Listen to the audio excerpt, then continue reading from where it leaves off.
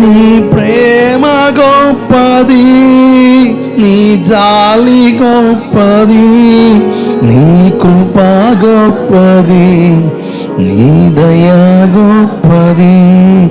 శాశ్వత ప్రేమతో నన్ను అందరు చూద్దాం. కృపచేతనే నన్ను రక్షించావయ్యా, శాశ్వత ప్రేమతో నన్ను ప్రేమించావయ్యా. కృపచేతనే నన్ను చెబుదాం. శాశ్వత ప్రేమతో నన్ను ప్రేమించావయ్యా, కృపచేతనే నన్ను. అందరు చెబుదాం. శాశ్వత ప్రేమతో నన్ను చెప్పాలి. కృపచేతనే నన్ను రక్షించావయ్యా. దేవునికి మహిమ కలుగునుగాక. హల్లెలూయా. వాక్య భాగంలోనికి వెళ్దాం పుల్లారా. యెషయా పుస్తకం 6వ అధ్యాయం 2వ వచన భాగాన్ని చదువుదాం. ఆయనకు పైగా శరాపులు నిలిచి ఉన్నారు, ఒక్కొక్కరికి 6 రెక్కలున్నాయి. ప్రతివాడు 2 రెక్కలతో ముఖాన్ని, 2 కాళ్ళను కప్పుకొనుచు 2 ఎగురుతా ఉండెను. దేవదూతల గురించి ఒక చక్కని ప్రస్తావన ఎదురు తీసుకొని వస్తున్నాను. మరి ఎంతమంది దేవుని వాక్యాన్ని అంగీకరిస్తున్నారు, ఎంతమంది దేవుని వాక్యాన్ని స్పందించి వాస్తవమే కదా, లేఖనంలో ఉంది కదా, దేవదూతల పరిచర్యను గురించిన వివరాలు మనం చూస్తున్నాం కదా. కనుక దేవదూతల పరిచర్య నా జీవితంలో జరగాలి అని ప్రార్థన చేయడమే కాకుండా దేవదూతల పరిచర్యను కోరుకునే స్థితిలోనికి మనం రాగలిగితే దేవుని దూతలు మన కొరకు పనిచేస్తాయి. దేవునికి స్తోత్రం కలుగునుగాక. సింహాసనానికి సమీపంగా ఉన్న దూతల గురించిన ప్రస్తావన మనం చూస్తున్నాం. యెషయా పాస్టర్ గారు ప్రార్థిస్తున్నప్పుడు చక్కని దర్శనంలో దేవుని దూతలు, దేవుని సింహాసనం సమీపంగా ఉన్న దూతలు, వీటికి శరాపులు, మహాదూతలని పేరు. ఇవి 6 రెక్కలు కలిగి ఉన్నాయి. వీరికి 6 రెక్కలు ఉన్నాయి. 2 రెక్కలతో ముఖాన్ని కప్పుకున్నాయి, 2 రెక్కలతో కాళ్ళు కప్పుకున్నాయి, 2 రెక్కలతో ఎగురుతా ఉన్నాయి. ముఖాన్ని ఎందుకు కప్పుకొని చెప్పాను? మనం కనబడకూడదు, ఆయన కనబడాలి. కాళ్ళు ఎందుకు కప్పుకొని చెప్పాను? నా ఇష్టం కాదు, దేవుని ఇష్టాన్ని జరిగించాలి. 2 రెక్కలు తెగిరి వెళ్తా ఉన్నాయి. చెప్పగానే చెబుతున్న వార్త ఏంటి తెలుసు సంఘమా? ఒక రోజున సంఘం కూడా పక్షిరాజుల రెక్కలు దాల్చి మధ్యాకాశంలో కడబోర శబ్దం వినబడినప్పుడు ఎగిరి వెళ్ళిపోతాము. హల్లెలూయా. ఎగిరి వెళ్ళాలంటే యోబు 34:20 ప్రకారంగా బలవంతులే దైవికంగా కొనిపోబడతారు అన్న మాట మనకు కనబడుతుంది. అంటే బలహీనులు దైవికంగా కొనిపోబడలేరు అన్న సంగతి కూడా మనకు అర్థం అవ్వాలి. ఏంటా ఈ బలం? తింటే వచ్చే బలమా, తాగితే వచ్చే బలమా, తేరగా తిరిగి వచ్చిన బలమా? కాదు కాదు, ఆత్మ సంబంధమైన బలమును గురించిన ప్రస్తావన మనం చూసాం. ఎస్తేరు పుస్తకం 10వ అధ్యాయం 2-3 వచనాల్లో మొర్దెకై బలమును గూర్చి, ఎవరబ్బా ఈ మొర్దెకై? చెరపట్టబడిన యూదుడని. ఎవరితను? బెన్యామీను గోత్రికుడు. ఇతని బలమేంద అంటే ఇతను బెన్యామీను గోత్రికుడు. అంటే ఇతని మూలాలు చూస్తే ఇతని మూల పురుషుడిగా కనబడుతున్న యాకోబు గారు చేసిన ప్రార్థన ప్రతిఫలం వీరి గోత్రములు వీరు అనుభవించగలుగుతున్నారు. అంటే మన కొరకు ప్రార్థించే దైవజనుడు మనం కలిగి ఉండాలి అని అర్థమవుతుంది. దేవుడికి స్తోత్రం కలుగునుగాక. నీ బలం ఏంది? మనం కూడా చెప్పగలగాలి, నా కొరకు ప్రార్థించే నా దైవజనుడు ఉన్నాడు, నా కొరకు ప్రార్థించే నా సంఘం ఉంది, అది నా బలం, నా ధైర్యం అని చెప్పగలగాలి. మనం చూసాం కదా, ఎస్తేరు పుస్తకం 2వ అధ్యాయం 21-22 వచనాల్లో ద్వారపాలకుడిగా పనిచేస్తున్న ఈ మొర్దెకై తన పనిలో నమ్మకత్వాన్ని కనపరచడం ద్వారా ఆ దేశపు రాజు ప్రాణాలు కాపాడబడ్డాయని. ఏందయ్యా నీ బలం అని మొర్దెకై నిలబెడితే అతను చెప్పే రెండవ స్టేట్మెంట్ తెలుసా? నమ్మకత్వం. నమ్మకత్వం. నమ్మి నానబోతే పులిసి బూరిలవో. నమ్మకత్వం. బైబిల్ చెబుతుంది సామెతలు 28:20 ప్రకారంగా నమ్మకస్తునికి మెండైన దీవెనలని. దీవెనలు అనగానే ఎవరికైనా ఆశ కలుగుద్ది. నమ్మకస్తునికి మెండైన దెబ్బలంటే వెనక్కి తిరిగి చూడడం. దీవెనలంటే చాలు ఎగబడుతుంటాం, నాకు కావాలి నాకు కావాలని. అదేదో ప్రసాదం అన్నట్టు. మంచిదే. మరి ఎవరికి? అక్కడ రాయబడిన విషయం ఏంటంటే నమ్మకస్తులు. మనం ఎన్ని అడుగుతాం, ఏ విషయాలు నమ్మకం ఉంటే దేవుడు దీవిస్తాడు? పౌలు పాస్టర్ గారు తిమోతి పాస్టర్ గారు అంటారు, అన్ని విషయాల్లో నమ్మకస్తులుగా ఉండాలి అని. ఒక దైవజనుడికి 66 పుస్తకాల అధ్యయనంలో నాకు 5 సంగతులు కనబడ్డాయి. ఒక విశ్వాసి 5 సంగతుల్లో నమ్మకత్వాన్ని కనపరిస్తే ఆ వ్యక్తి సంపూర్ణతలకు రాగలుగుతాడు. నిత్య రాజ్య వారసుడిగా మార్చబడడానికి, భూమి మీద ఆశీర్వాదం పొందడానికి, పరలోకాన్ని పొందుకోవడానికి హక్కుదారుడిగా మారుతాడు. ఒక వ్యక్తి దేవుని ఎదుట నమ్మకస్తుడిగా ఉండాలి. 2, ఈ వ్యక్తి రక్షణ కొరకు, ఆధ్యాత్మిక క్షేమం కొరకు సేవకుడిని దేవుడు వాడుకుంటాడు. ఆత్మీయ తండ్రి, సేవకుడు, నాయకుడు, సంఘ కాపరి సేవకుని ఎదుట నమ్మకస్తుడిగా ఉండాలి. మరి రక్షించబడిన మనల్ని ఆయన గాల్లో వదిలేసాడా? బైబిల్ చెబుతుంది, గాయపడిన బాటసారిని పోటకూరి వానింటికి చేర్చినట్లుగా, ఏదేను తోటలోనికి ఆదామును చేర్చినట్లుగా రక్షించబడిన మనల్ని గాల్లో వదిలేయకుండా ఒక సహవాసంలోకి చేర్చాడు. అంటే మందిరంలో నమ్మకస్తులుగా ఉండాలి. అంటే అర్థం ఏంటి? క్రమం తప్పకుండా చక్కగా నమ్మకంగా ప్రార్థనలకు హాజరవ్వాలి. ఏ సహవాసంలో దేవుడిని నాటాడో ఆ సహవాసంలో మనం యోగ్యులుగా కనబడాలి. మరి అలా ప్రార్థనకి వెళ్ళి వచ్చేస్తే సరిపోద్దా? బైబిల్ చెబుతుంది ఆయన భుజములపై రాజ్యభారం ఉంది. అంటే సంఘానికి ఒక బృహత్తరమైన బాధ్యత ఇచ్చాడు.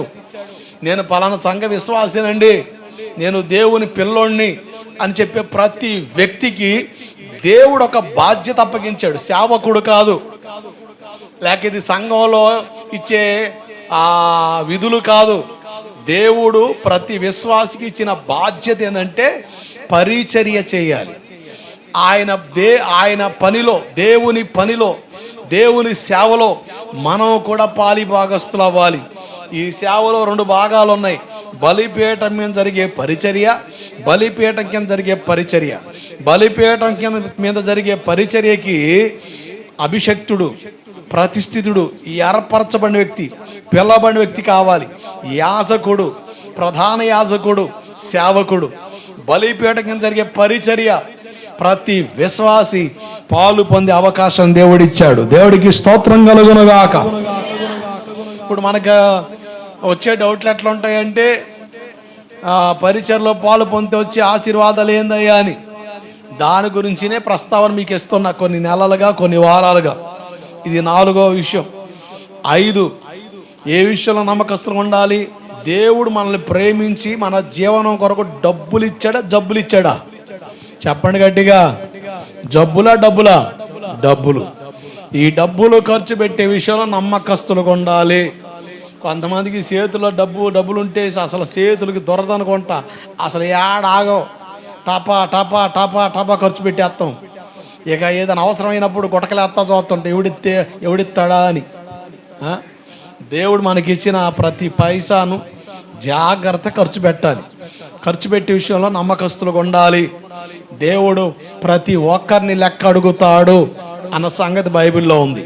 సరే, ఈ 5 సంగతుల్లో 4వ సంగతి మనం మాట్లాడుతున్నాం కదా. ఈ 4వ సంగతిని గురించిన వివరాలు మనం చూస్తున్నాం.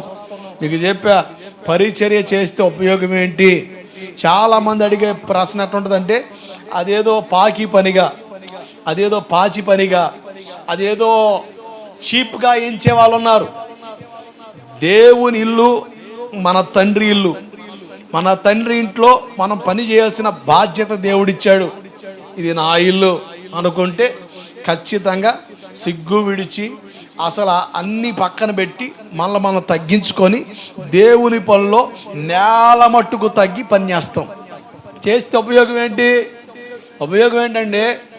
మన ఇంట్లో పనులు చేస్తే మనకి కాస్త పనులు సాగుతాయి, కాస్త త్వరగా మనం ఇంకో పనికి వెళ్ళొచ్చు. చర్చిలో పని చేస్తే ఏమవుతుంది అన్న డౌట్లు చాలా మందికి ఉంటాయి.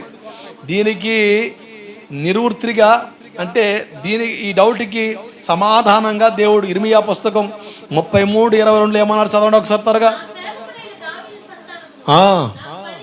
అదిగో అండర్లైన్ చేసుకుని, నాకు పరిచర్య చేయ లేవీలను లెక్కింపలేనంతగా విస్తరింపజేస్తాను, ఆశీర్వదిస్తాను. మన జీవితంలో కొన్ని శపితమైన అనుభవాలు ఎదురవుతూ ఉంటాయి. మన జీవితంలో కొన్ని శాపాలు మనల్ని వెంటాడుతూ ఉంటాయి, కొన్ని నష్టాలు మనల్ని వెంబడిస్తూ ఉంటాయి. మనం ఎంత కష్టపడ్డా కూడా కష్టమంతా కూడా వృధాగా కనబడుద్ది. ఎన్ని ప్రయత్నాలు చేసినా సక్సెస్ రాదు. ఏందోనండి, ఎన్ని తిప్పలు పడ్డా కూడా ఎక్కడ వేసిన గొంగలు అక్కడే ఉన్నట్టుగా ఉంటుంది, సక్సెస్ రావట్లేదండి. ఏందో నేను దేవునికి ప్రార్థన చేస్తున్నా, దేవుని సంధికి వెళ్తున్నా, అయినా కూడా ఏవో బంధకాలు, ఏవో కట్లు నా బతుకుని వెళ్తున్నట్టు ఉన్నాయి. నా జీవితంలో సుఖం లేదు అని చెప్పే డైలాగు, పలికే వాళ్ళకి చెప్పే నా డైలాగు, దేవుని డైలాగు ఏందయ్యా అంటే, పరిచర్య చేయడం వల్ల ఉపయోగం ఏంది అని నేను బైబిల్ విషయాల్లో తొంగి చూడగా నాకు అర్థమైన సంగతి ఏం తెలుసా? వాస్తవే, ప్రతి కుటుంబం మీద ఏదో ఒక శాపం ఏలుద్ది, ఏదో ఒక నష్టం, ఏదో ఒక చీకటి ఏలుబాటు చేస్తూ ఉంటుంది. దేవుని పనిలో మన వంతుగా మనం నిలబడడం ద్వారా తరతరాలు దీవెనలు మన కుటుంబాల మీద ఉంటాయి. గట్టిగా చప్పలు కొడుతూ స్తోత్రం చెప్పు, హల్లెలూయా. ఇది ఎంత ఆధిక్యత మీకు అర్థం అవడానికి లేవి గోత్రాన్ని గురించిన ప్రస్తావన మీకు ఇచ్చా. ఈ లేవి గోత్రాన్ని గురించిన ప్రస్తావనలో ఒక భాగంగా మీకు చెప్పాను కదా, తండ్రి యాకోబేమో అరే బాబు నీ మీద శాపం ఉందిరా అన్నాడు. వాళ్ళ జీవితం అలాగే ఉండిపోయినట్టు కనిపించింది. కానీ దేవుడిచ్చిన అవకాశం వాళ్ళు సద్వినియోగం చేసుకోవడం వల్ల ఆత్మీయ తండ్రి, సంఘ కాపరి, దైవజనుడు వీళ్ళని ఏమని ఆశీర్వదించాడో చూసాం. నేను మరలా చెబుతున్నాను, కన్న తల్లిదండ్రుల ఆశీర్వాదం ఎంత అవసరమో ఆత్మీయ తల్లిదండ్రుల ఆశీర్వాదాలు కూడా ఉండాలి అన్న విషయం మనకి అర్థం అవ్వాలి. దేవుడికి స్తోత్రం కలుగునుగాక.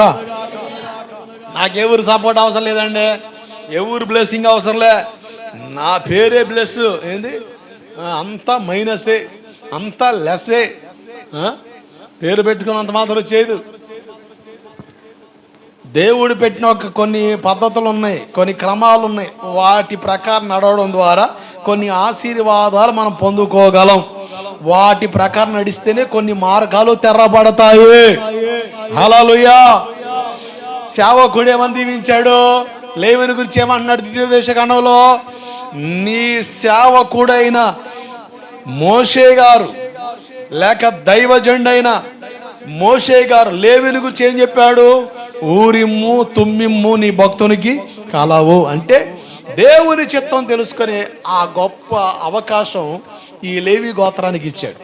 దేవుని చిత్తం తెలుసుకోవాలంటే మన కన్నులు తెర్రబడాలి, మన మనోనేత్రాలు వెలిగించబడాలి అని వాక్యం సెలవిస్తుంది. మీరు యెషయా పుస్తకం 6వ అధ్యాయం 1వ వచనం మీరు చూస్తే, రాజైన ఉజియా మృతి పొందిన సంవత్సరమున అత్యున్నత సింహాసనంపై ప్రభు ఆసీనుడై ఉండగా కన్నులారా నేను చూచానన్నాడు. అంటే రాజైన ఉజియా బ్రతికున్నంత వరకు దైవ దర్శనం లేదు, ప్రత్యక్షత లేదు. ఎప్పుడైతే రాజైన ఉజియా మృతి పొందాడో ఈ ప్రత్యక్షత ఎవరికి? యెషయా పాస్టర్ గారికి వచ్చింది. దేవుడికి స్తోత్రం కలుగునగాక. ఎవరి రాజైన ఉజియా? దినవృత్తాంతాలు 2వ పుస్తకం 26:16 ప్రకారంగా అతడు స్థిరపడిన తర్వాత మనసును గర్వించి చెడిపోయాడు. గర్వం అంటే గర్వం నీలో ఉంటే నీ మనోనేత్రాల గుడ్డితనం కలుగుద్ది. నీకు వాక్యం అర్థం కాదు, దేవుని గొప్పతనం అర్థం కాదు, దైవిక విషయాలు అసలే అర్థం కావు కనుక గర్వం మనలో ఉండకూడదు. కొంతమందిలో ఓరకనే గర్వం, కొంచెం ఒక రూపాయి ఎక్కువ వస్తే చాలు అసలు వీడికంటే పెద్ద పోటీగాడు ఒకడు లేడు అన్నట్టుగా. ఈ ఆడోళ్ళేమో అసలు మనకంటే పెద్ద మహారాణికి వాళ్ళు లేరు అన్నట్టుగా పెద్ద ఫీలింగ్లు చేస్తాం. తేడా పడ్డాకేమో సతకిలు పడతాం. మనకి ఏమున్నా ఎంతున్నా ఎన్నున్నా మన అతిశయం ఎవరై ఉండాలా? దేవుడై ఉండాలి. హల్లెలూయా. గర్వం చాలా ప్రమాదకరమైనదని మాట్లాడుతూ బైబిల్లో 5 జాతుల గురించి 5 దేశాల గురించి వారు గర్వించడం ద్వారా కలిగిన నష్టాలు మీకు చెబుతానని చెప్పాను. మొదటిగా మోయాబీల గర్వాన్ని గురించి మాట్లాడాను. వాళ్ళు ఎంత నష్టపోయారో ప్రవక్తలు ప్రవచించడమే కాదు అలాగే జరిగింది అని మనం చూడగలుగుతాం. రెండోదిగా చూసాం కదా, చూడండి నిర్గమాకాండం 18:11 చదవండి మూలవాక్యం. నిర్గమ 18:11.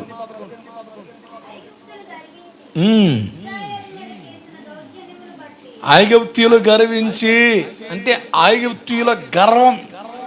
అసలు వీళ్ళు గర్వించిన కారణం ఏంటి? ఒకటి, వాళ్ళ దేశాన్ని బట్టి గర్విస్తున్నారు. వాళ్ళ దేశ సౌందర్య సంపదను బట్టి. ఐగుప్తు దేశం చాలా సంపన్న కలిగిన దేశం, చూడడానికి కనులకు రమ్యమైన దేశం. కనుక వాళ్ళు వాళ్ళ దేశం యొక్క ఔన్నత్యాన్ని బట్టి గొప్పతనాన్ని బట్టి గర్విస్తున్నారు. అసలు ఐగుప్తు దేంతో పోల్చబడింది? ఆధ్యాత్మిక సూచనలు ఏమైనా ఉన్నాయా అని మనం చూసుకుంటా వచ్చాం. ఐగుప్తుల మీద మూర్ఖపు ఆత్మను దేవుడు కుమ్మరించాడని, వాళ్ళు విర్రవీగుతున్న దుష్టత్వం కలిగి ఉన్నారు కనుక దేవుని ప్రజల మీద వాళ్ళు దౌర్జన్యం చేశారని, ఐగుప్తు దేశం సుందరమైన దేశం కనబడుతుందని, కనులకు రమ్యమైన దేశం ఉందని, నేత్రానందంగా వాళ్ళందరూ కూడా ఏడున్నారు? ఐగుప్తులో ఉన్నారని. ఆ దేశంలో ఒక మోక ఉంది, అల్లరి మోక. ఏ మోక? అల్లరి మోక. అందుకనే విచ్చలవిడి జీవితానికి విచ్చలవిడితనానికి నాంది పలికిందని మాట్లాడుతూ, అలాగే హెబ్రీ పత్రిక 11:26 ప్రకారంగా ఐగుప్తులో అల్పకాల పాప భోగాలున్నాయి. క్షణిక ఆనందాన్ని పొందాలంటే ఐగుప్తు దేశానికి వెళ్తే చాలు, క్షణిక ఆనందాన్ని పొందగలం. అటువంటి దేశంగా, అటువంటి ప్రాంతంగా ఈ ప్రాంతం కనబడుతుంది. పాపాను గురించిన ప్రస్తావన మీద తీసుకొచ్చాను. అసలు పాపాను గురించిన వివరాలు బైబిల్ ఏం చెబుతుంది? అసలు పాపం అంటే ఏంటి? ఈరోజు విశ్వాసి పాపాన్ని దేనిగా ఎంచాడు అంటే, విశ్వాసి ఎంచేది పాపం కాదంటే పాపమే. అంటే అదే పాపం అనుకోని మిగతా వాటి పాపంగా ఎంచకపోతే మాత్రం అది మహాపాపం అని చెబుతున్నా. దేవుడికి స్తోత్రం కలుగునుగాక. ఇలా మాట్లాడుతూ సకల దుర్నీతి పాపమని, విశ్వాసం కానిదేదో పాపమని, ఆజ్ఞ అతిక్రమే పాపమని, ఆ ఆజ్ఞ అతిక్రమంలో దేవుని మాట వినకపోయినా, దైవజనుడు దేవుని ప్రతినిధిగా మాట్లాడినప్పుడు దేవుని మాట, దైవజనుడి మాట వినకపోయినా పాపము అని బైబిల్ సెలవిస్తుంది. ఇంకో విషయం చూడండి, సామ్యుయేలు మొదటి పుస్తకం 12వ అధ్యాయం 23వ వచనం. సామ్యుయేలు మొదటి పుస్తకం 12:23.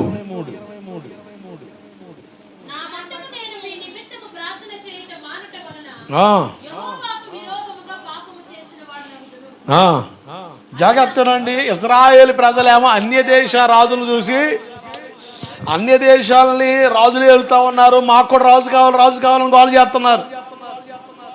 దేవుడు చెప్పారు, అరే రాజుల పరిపాలన కోరుకుంటే మాత్రం మీ పిల్లలే బానిసలుగా పనిచేయాలరా బాబు, ప్రాణాలు పోతాయి, చాలా నష్టం ఉంది. ప్రయోజనం ఎంత ఉందో నష్టం కూడా 2 పాలుగా కనబడుతుంది అని చెప్పి దేవుడు సామ్యుయేలు పాస్టర్ గారితో మాట్లాడితే, సామ్యుయేలు పాస్టర్ గారు ప్రజలకు చెప్తే, అయినా కానీ మాకు కూడా రాజు కావాలి, రాజుల పరిపాలన మేము కోరుకుంటున్నాం అని వాళ్ళు కేకలేస్తున్నారు. జిందాబాద్ జిందాబాద్ అన్నట్టుగా. సరే మరలా ప్రార్థన చేస్తాడు ప్రభు. అంటాడు, సరే వాళ్ళు అంతా కోరుకున్నప్పుడు మనం ఎందుకు కాదనాలా? దాని తీవ్రత ఎట్లా ఉంటుందో వాళ్ళు చూస్తారుగా. వాళ్ళు కావాలని కోరుకున్నప్పుడు మనం ఎందుకు కాదనాలా అని ప్రభు అంటాడు. సరే రాజు నియమిస్తాను. ఆ సందర్భంలో, ఆ మాటల వరవడిలో ఈ సామ్యూయేలు పాస్టర్ గారి దగ్గరికి వెళ్ళి విశ్వాసులు, పాస్టర్ గారు ప్రార్థన చేయమన్నాం కదా, దేనికోసం? మనకంటూ ఒక రాజు కావాలి. పాస్టర్ గారు ప్రార్థన చేస్తున్నారా? సామ్యూయేలు పాస్టర్ గారు అంటారు, ప్రార్థన చేస్తున్నానయ్యా, ప్రభు కూడా సమ్మతించారు, అయితే తగిన టైం రావాలి కదని. దాంట్లో కొంతమంది డౌట్ గాళ్ళు ఉంటారుగా, ఇంతగా పాస్టర్ గారు ప్రార్థన చేసి ఏం చేసినా కూడా టకీమని జరుగుద్ది, ఇది లేట్ అవుతుందంటే పాస్టర్ గారు కావాలని ప్రార్థన చేయట్లేదేమో అని డైలాగులు గుసగుసలు మాట్లాడుతూ ఉంటే సామ్యూయేలు పాస్టర్ గారు అంటాడు, నేను ప్రార్థన చేయకపోతే అది పాపం అంటాడు. దేవుడికి స్తోత్రం కలుగునగాక. ప్రార్థన చేయకపోవడం కూడా చెప్పండి. సంఘాల్లో అతి పరిశుద్ధులు అంటారు. ఎవరండి? ఎవరు అతి పరిశుద్ధులు? అమ్మా, పాపాన్ని గురించి ఒప్పుకోలు చేయంటే, పాస్టర్ గారు మీరు ఎవరిని చూసి ఎవరనుకున్నారో, బై బర్త్ నో సిన్, అసలు పాపం అంటే తెలియదండి బాబు, ఆ నోరు తెరిస్తే బూతులే. కానీ ఈ శక్తి అంటది అసలు నాకు అసలు పాపం అంటూ లేదండి. అంటే ఈ విషయంలో ఏమనుకుంటుంది అంటే, పాపం అంటే సంథింగ్ అనుకుంటుంది, ఏదో తన మనసులో పెట్టుకోదు, అది నేను చేయలేదు కనుక నాలో పాపం లేదు అనుకుంటుంది. చాలా మంది అంతే. కొంతమంది అసలు ఒప్పుకోవాలా, దేనికోసం ఒప్పుకోవాలి? నేను అసలు నాకే పాపం లేదండి, అసలు నేను అలా అగ్నిలో నడిచొస్తే క్లీన్గా పక్క వచ్చేస్తానంటావు, తగలబడతావు. మీకు ఒక విషయం చెప్పమంటారా? చర్చిలోకి వచ్చి ప్రార్థన చేయకపోవడం కూడా చెప్పండి. మరి ప్రార్థన చేయకుండా ఏం చేస్తున్నావు నువ్వు? ప్రార్థన బదులు మొరపెట్టడం బదులు గొరక పెడుతున్నావు, అంటే నిద్రపోతున్నావు. నిద్రపోవడం కూడా అంటే ఎక్కడ నిద్రపోవాలి అక్కడ నిద్రపోతే దానికి విలువ ఉంది. చర్చిలోకి వచ్చి నిద్రపోతున్నావు అంటే దాన్ని కూడా లోపంగానే ఎంచింది బైబిల్. చాలా మంది ప్రార్థన చేయరు, అందుకనే బల్లలో పాలు పొందే ప్రతి ఒక్కరిని చెప్పేది తెలుసా, వాళ్ళే కాదు, దేవుడు నాతో మాట్లాడాలి, దేవుడు నన్ను దర్శించాలి, దేవుని ఆ వాక్యం నాకు అర్థం అవ్వాలి అనుకునే ప్రతి వ్యక్తి, దేవుని మందిరానికి వచ్చే ప్రతి వ్యక్తి, చిన్న పిల్లోడి నుండి ముసలోళ్ళ వరకు ఖచ్చితంగా ప్రార్థన చేయాలి. దేవుడికి స్తోత్రం కలుగునగాక. చాలా మందికి ప్రార్థన రాదు. వీళ్ళు అనుకుంటున్నారు, మేము చర్చికి వచ్చాంగా, పాస్టర్ గారు ప్రార్థన చేస్తున్నాడుగా, మా పక్క ప్రార్థన చేస్తుందిగా, నేను చేయకపోయినా పర్వాలేదు అనుకున్నావేమో. బైబిల్ లెక్క ప్రకారంగా ప్రార్థన చేయకపోవడం పాపం. ప్రార్థన చేయకపోవడం పాపం.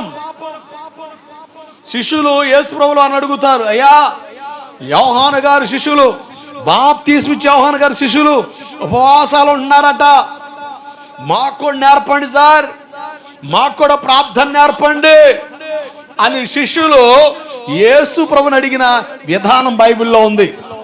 మనం కూడా ప్రార్థన నేర్పయ్యా అని అడగాలి. దేవుడికి స్తోత్రం కలుగునగాక.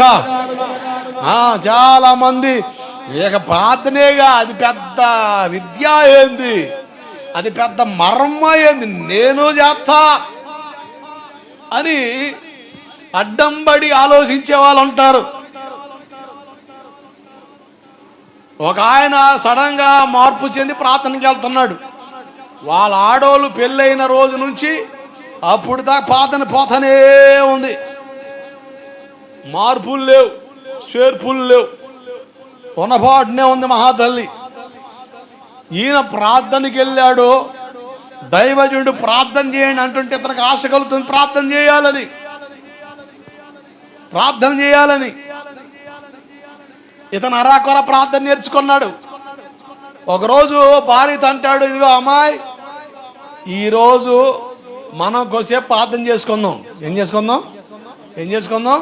ప్రార్థన చేసుకుందాం అనగానే, అయ్యో పనులు కావాలి అయ్యా, ఏం చేస్తావు నాకు తెలీదు, ప్రార్థన చేసుకొని తర్వాత పడుకుందాం కనుక త్వరగా ముగించుకో ప్రార్థనలు చేసుకుందాం అని చెప్తే ఇక ఆయన ఉరుములు చూస్తుంటే ఇక ఆమె త్వరగా ముగించుకుంది, సాప్ వేసుకున్నారు. ఈయన ఏదో అరా కొర తెలిసిన ప్రార్థన చేశాడు. ఈయనకి బాగా శివుని బట్టి మాట ఏంటంటే, తండ్రి వందనాలయ్యా, తండ్రి స్తోత్రాలు నాయనా అని. ఈ మహాతల్లి పెళ్ళైన రోజు నుంచి ప్రార్థనకు వస్తుందిగా, ప్రార్థనలో కమ్మగా నిద్రపోవడం అలవాటు చేసుకున్న తల్లి. ఇక భర్త కదా పాస్టర్ గారు అనుకో, ఉరుమురు చూస్తాం. ఏందయ్యా ఏంది ప్రార్థన చేస్తున్నావులే, నిద్రపోతా, మళ్ళీ అబద్ధాలు, ప్రార్థన చేస్తున్నావులేయా అని ఉరుమురు చూస్తూ ఉంటాం. ఈమెకు అసలు ఏ రోజు కూడా ప్రార్థనలో ఒక మొక్క విన దాఖలాలు లేవు. వెళ్ళడం నిద్రపోవడం గోడ కానుకొని. ఇతగాడు ఏదో మధ్యలో ప్రభు నమ్ముకున్నాడు, ఆశ ఉంది, మంచిగా బ్రతకాలి, ప్రార్థన ఎదగాలని 2 మొక్కలు నేర్చుకున్నాడు. ఇతగాడు ఆ 2 మొక్కలు ప్రదర్శించాడు అక్కడ ప్రార్థనలో. ఇక ఈయన అంటాడు, చాలులే చేశాం కదా, ఇక అన్నది కర్ర ఇరుగుద్ది. ఏందయ్యా పాటగారు కూడా ఇప్పుడు అట్లా అనలేదని ఆయన అండానే నువ్వు ఆశలు ఎత్తన్నావు, ఈరోజు నువ్వు ప్రార్థన చేయాల్సిందని. నువ్వు చేసావుగా, నేను కూడా అవునయ్యా అంతేనయ్యా అలాగే అన్నగా సరిపోతులే అంటే, కాదు నువ్వు కూడా చేయి, అది అలాగే నేను కూడా అంటానంటే ఇక ఏం చేయాలో తెలియక మా మామగారైన ప్రభువా అంటుంది. ఇది ఎన్ని సంవత్సరాల నుంచి ప్రార్థన పోతుంది మా తల్లి? లేచిన కాడ నుంచి ప్రార్థనే, చేసే ప్రార్థన ఏంది? మా మామగారైన ప్రభువా అంటుంది. మామగారా? ఇక మైండిపోయింది. ఊరు నాయన మామగారు అంటుంది. నేను ఎప్పుడు వెళ్ళా పాస్టర్ గారు కానీ ఇవిడు అంది. అసలు మామగారు ఏంటండి, ఏందో అట్ట అంటావు, నీకు తండ్రి అయితే నాకేమవుతాడు? అయ్యో మరి అంత భక్తి అట్టంది కొంతమంది భక్తి ఎక్కడ కూడా ఉన్నారు 2 రోజులు ప్రార్థన అంటే చాలు ఇక గొడ్డ అడ్డం కరుచుకుంటా ఏదో మరి అదో తరమైన ఆత్మ వస్తుంది. ఎంత కావాలితే వచ్చే వారం ప్రార్థనను మారుకుందాం కానీ ప్రార్థన అయితే చేయను నేను అంట. అట్టాగే ఉండు, నువ్వు నరకను పోవడం ఖాయం అడి చెప్పావయ్యా. ప్రార్థన లేకుండా మనం నిత్య రాజ్యాన్ని స్వతంత్రించుకోలేమని బైబిల్ చెబుతుంది. కనుక ప్రార్థన చేయాలి. బైబిల్ ఒక మాట చెప్తున్నాగా నేను, మత్తయి సువార్త 11:29 ఏముంది? నేను సాత్వికుడను, దీన మనసు గలవాడను, నా కాడి సులువుగా ఉంటుంది కనుక దాన్ని ఎత్తుకొని నా యొద్ద ఏం చేసుకోవాలా? నేర్చుకోవాలా. అంటే చర్చికి వచ్చి ఏం చేయాలి? మనం ఏం చేయాలండి? హలో, అర్థమవుతుందా? చర్చికి వెళ్ళా, ప్రార్థనకి వెళ్ళా, అయిపోయింది, కుదరదు. నేర్చుకోవాలి. బైబిల్ చెబుతున్న మాట ఇది. దేవుని సంధికి వచ్చే ప్రతి ఒక్కరూ ప్రార్థన చేయడం నేర్చుకోవాలా, దైవిక క్రమాన్ని నేర్చుకోవాలా, వాక్యం నేర్చుకోవాలా, పరిశుద్ధంగా ఎలా బ్రతకాలో నేర్చుకోవాలా, యోగ్యంగా ఎలా నడవాలో నేర్చుకోవాలా. నీ మాట తీరు మారాలా, నీ చూపులు మారాలి, నీ ప్రవర్తన మారాలి, నీ వైఖరి మారాలి. ఓవరాల్ గా కంప్లీట్ గా లోకానికి నీకు ఎక్కడ కూడా పొందిక ఉండనంతగా నువ్వు కట్టబడాలి. హల్లెలూయా. చప్పళ్ళు కొట్టడం నేర్చుకోవాలా, పాట పాడడం. చెప్పండి, ఆడ చూస్తారేంది? వద్దా? పరలోకంలో ఏం చేద్దామని పడుకుంటావా? ఆడికి వెళ్ళి పడుకొని సిచ్యువేషన్ ఏమి లేవు.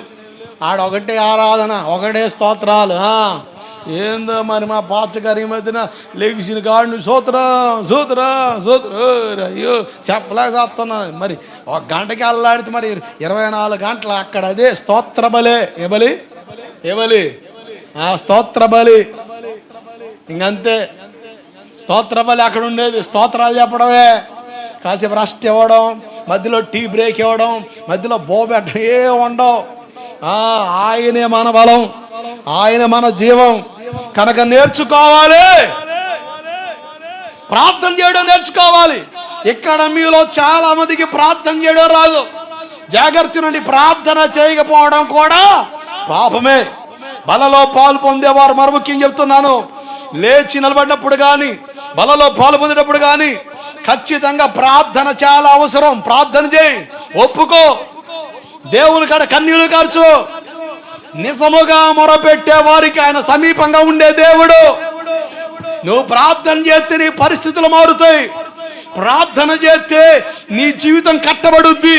నేనంటాను, ప్రార్థన చేసేవాడు పాపం చేయలేడు, పాపం చేసేవాడు చెప్పాలి ప్రార్థన చేయలేడు. మరి ఈ మనిషి చేస్తుందండి, ఏంది ఈ మనిషి చేస్తుందండి, వామో ఈ మనిషి ఎంత డేంజర్ నాకు తెలుసండి.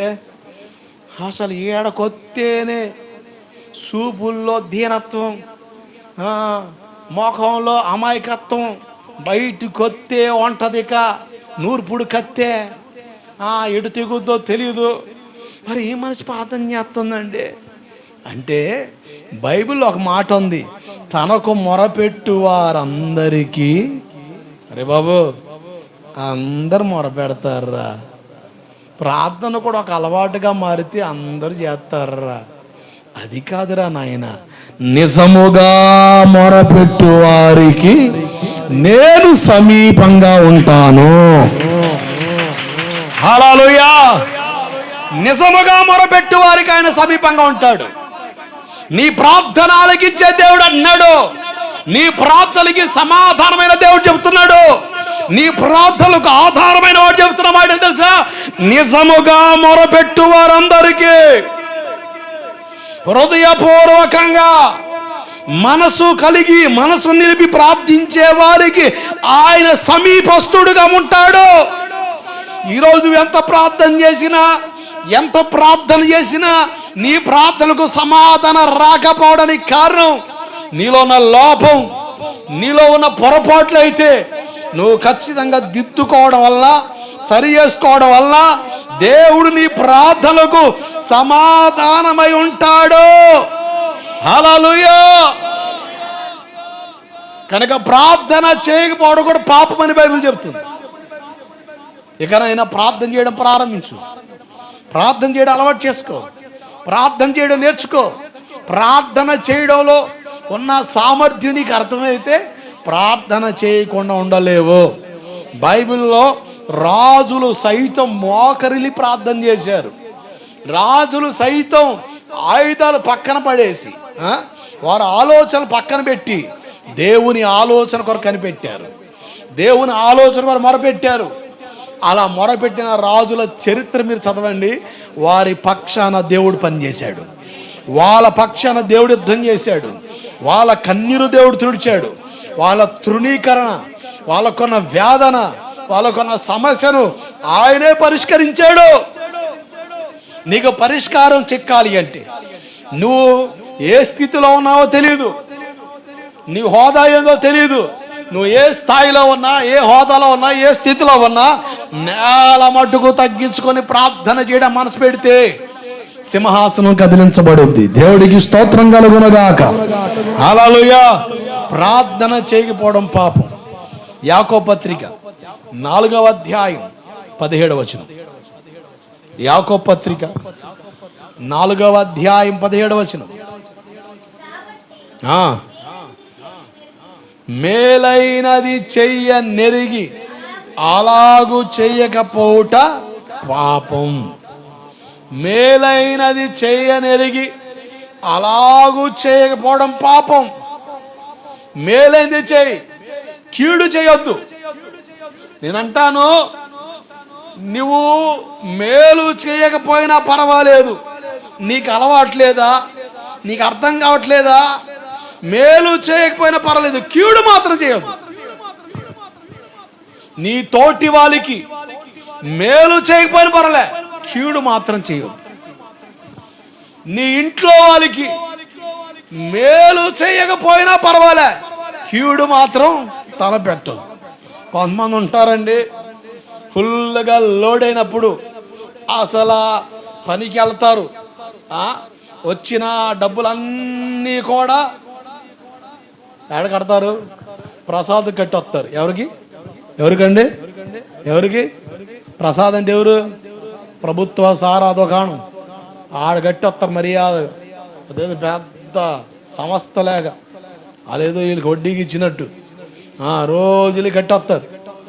మాట్లాడే పనులు అంతా కావాలితే ఆ 200 కొరకు అరులు చాపుతారు, డైలాగులు పేలుతారు, మామూలుగా ఉండదు. వీడు పుసుక్కున బలహీనమై ఇంట్లో ఉన్నాడు అనుకోండి, వాళ్ళ ఇంట్లో చెప్పే డైలాగ్ తెలుసా, అయ్యా ఈడు పనికి వెళ్ళిన ఉపయోగం లేదయ్యా, పగలంతా కష్టపడతాడు కాదంటలే, రోజు పనికి వెళ్తాడు, ఒక్కరోజు నాగా పెట్టాడు, కానీ సాయంత్రానికల్లా ప్రసాద్ కడికి కట్టొస్తాడండి.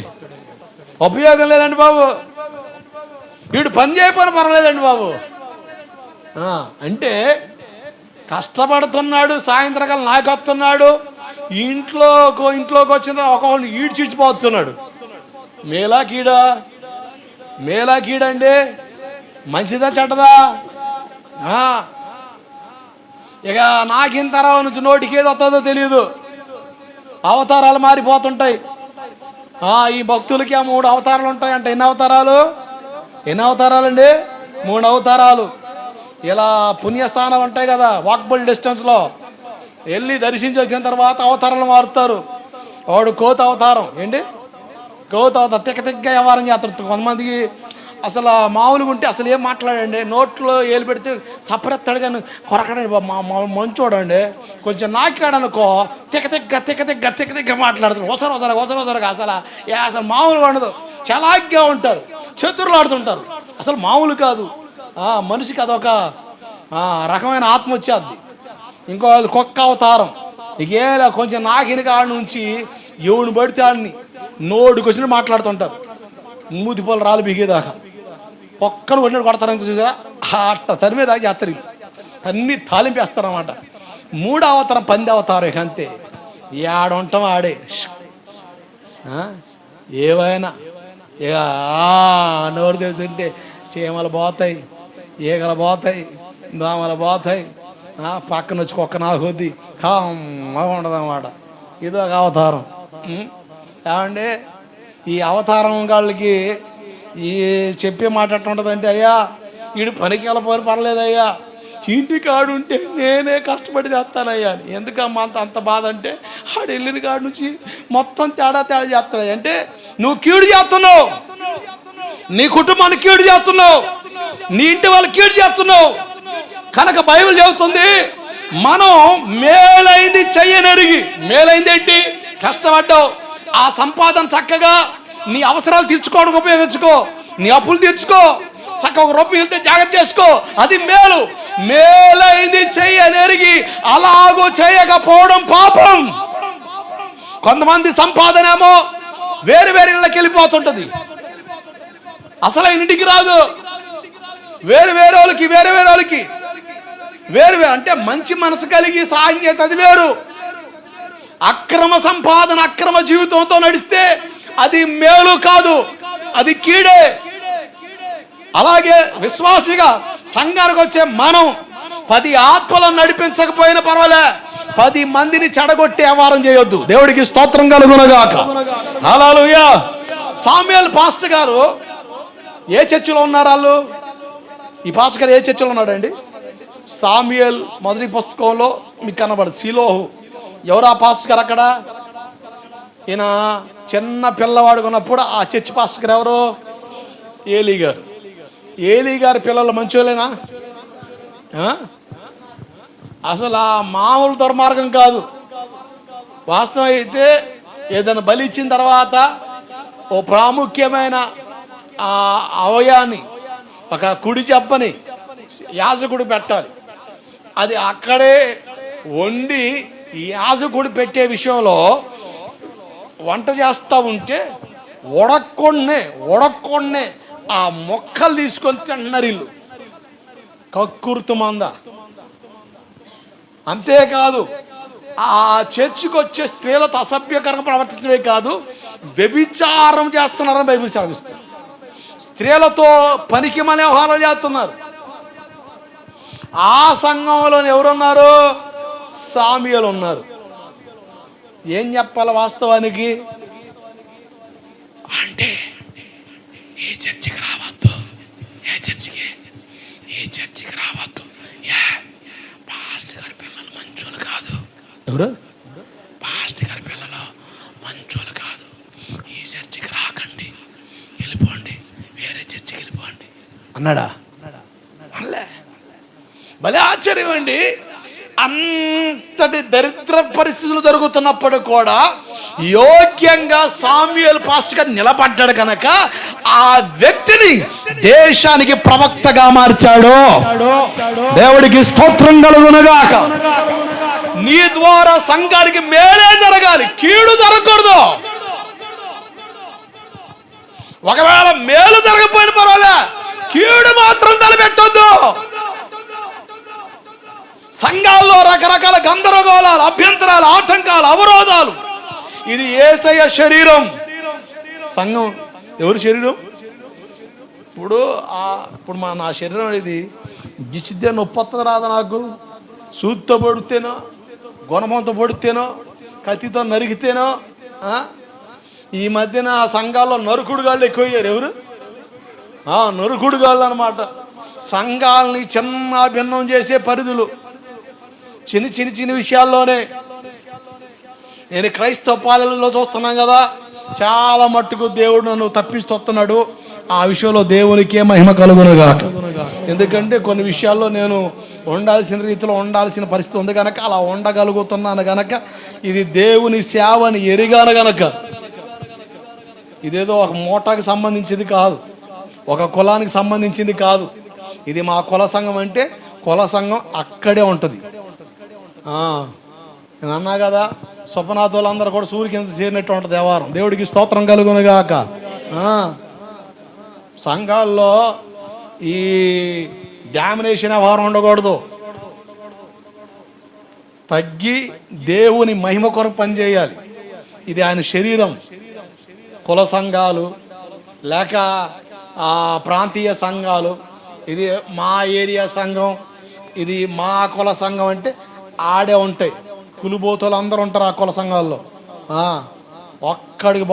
ఒక్కడికి మారు మనసు రాదు. చాలా దౌర్భాగ్య పరిస్థితులు. ఆ పరిధుల్లో మనం ఉండకూడదు. ఇది దేవుని శరీరం, ఆయన సంఘం, ఆయన శరీరం. మనం ఒక అవయవం. దేవుని శరీరం ఒక అవయవం ఉన్న మనం సంఘ క్షేమాభివృద్ధి కొరకు ప్రయాస పడకపోయినా పర్వాలేదు, సంఘానికి నీ వల్ల నష్టం జరగకుండా చూసుకోవడం చాలా అవసరం, చాలా అవసరం. అటువంటి అభ్యంతరాలు బైబిల్ చెబుతుంది, అభ్యంతరాలు రాక మానవు. అభ్యంతరాలు ఎవరి వల్ల వస్తాయో వాళ్ళకి శ్రమ అని బైబిల్ చెబుతుంది. అభ్యంతరాలు ఎవరి ద్వారా వస్తాయో వాళ్ళకి శ్రమ కనుక లేనిపోని తలకై పోటీ ఆహ్వానాలు తెచ్చుకోవద్దు, శాప అనుకొని తెచ్చుకోవద్దు. దేవుని సంఘాన్ని డిస్టర్బ్ చేయడానికి ఎవరికి అధికారం దేవుడు ఇవ్వలేదు. హల్లెలూయా.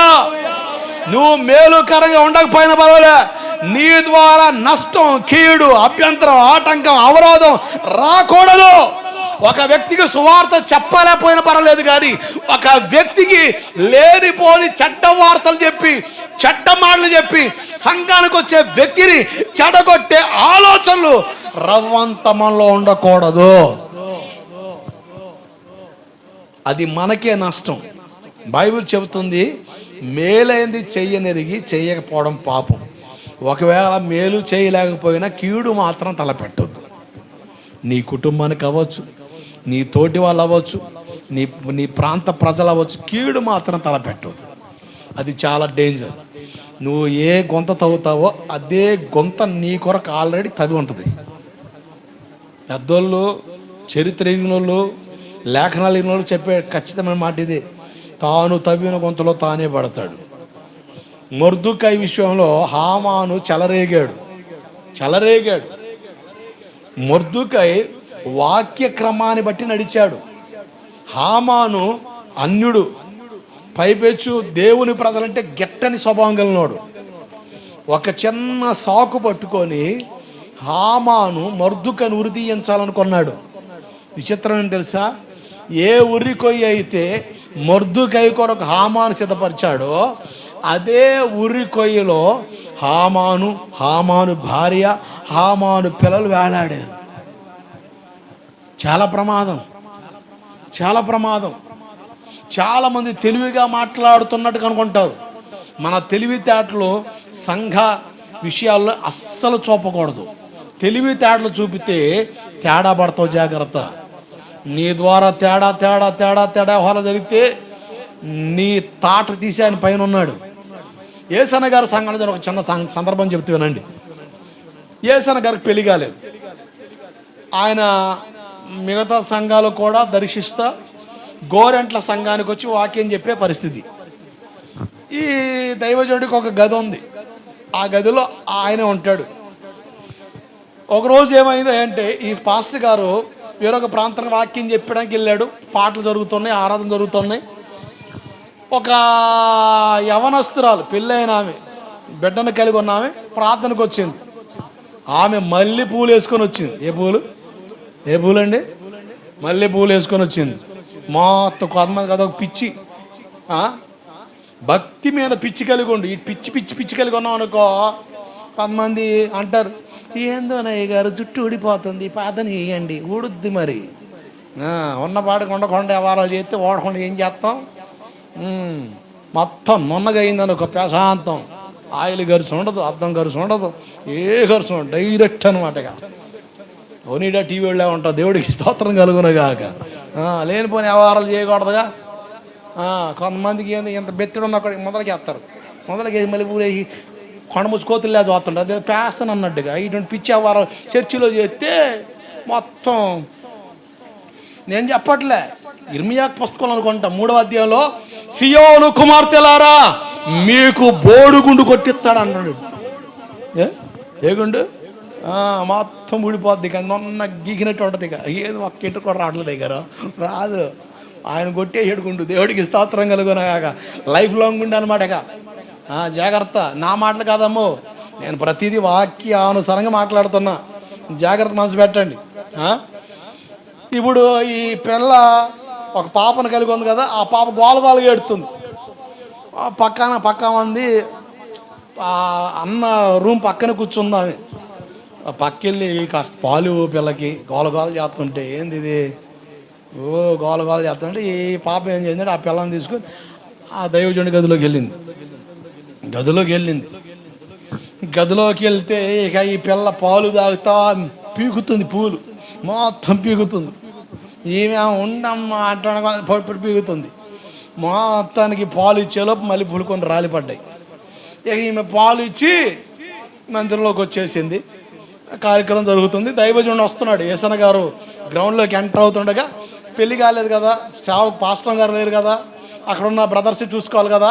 ఈ సంఘ పెద్దలు అన్నగదిలోకి వెళ్ళారు. కొంచెం ఎట్లుందో చూద్దామని చూస్తే మల్లెపూలు ఉన్నాయి.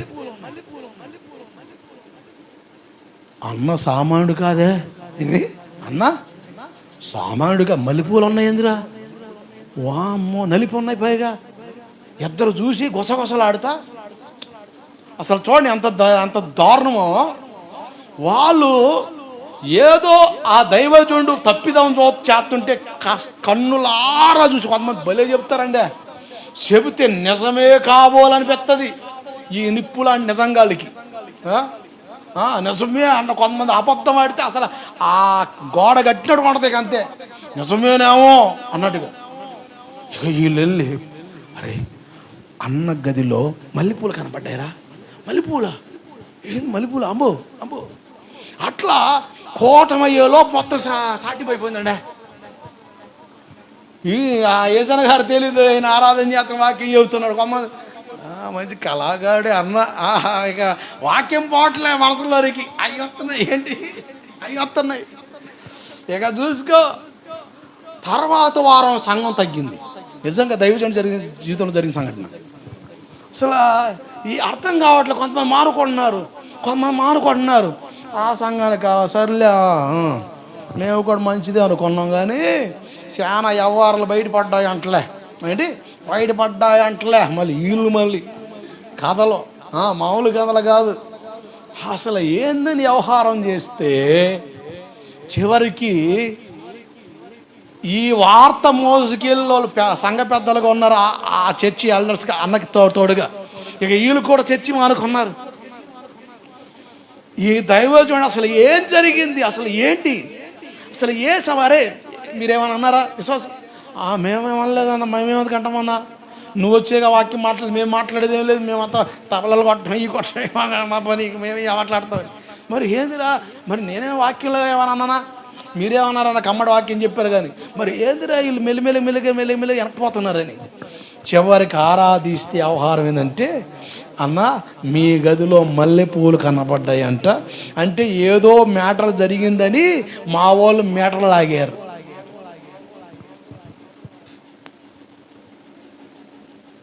ఆ దైవజనుడు కన్నీరు కార్చి ప్రార్థన చేయడం మొదలుపెట్టాడు.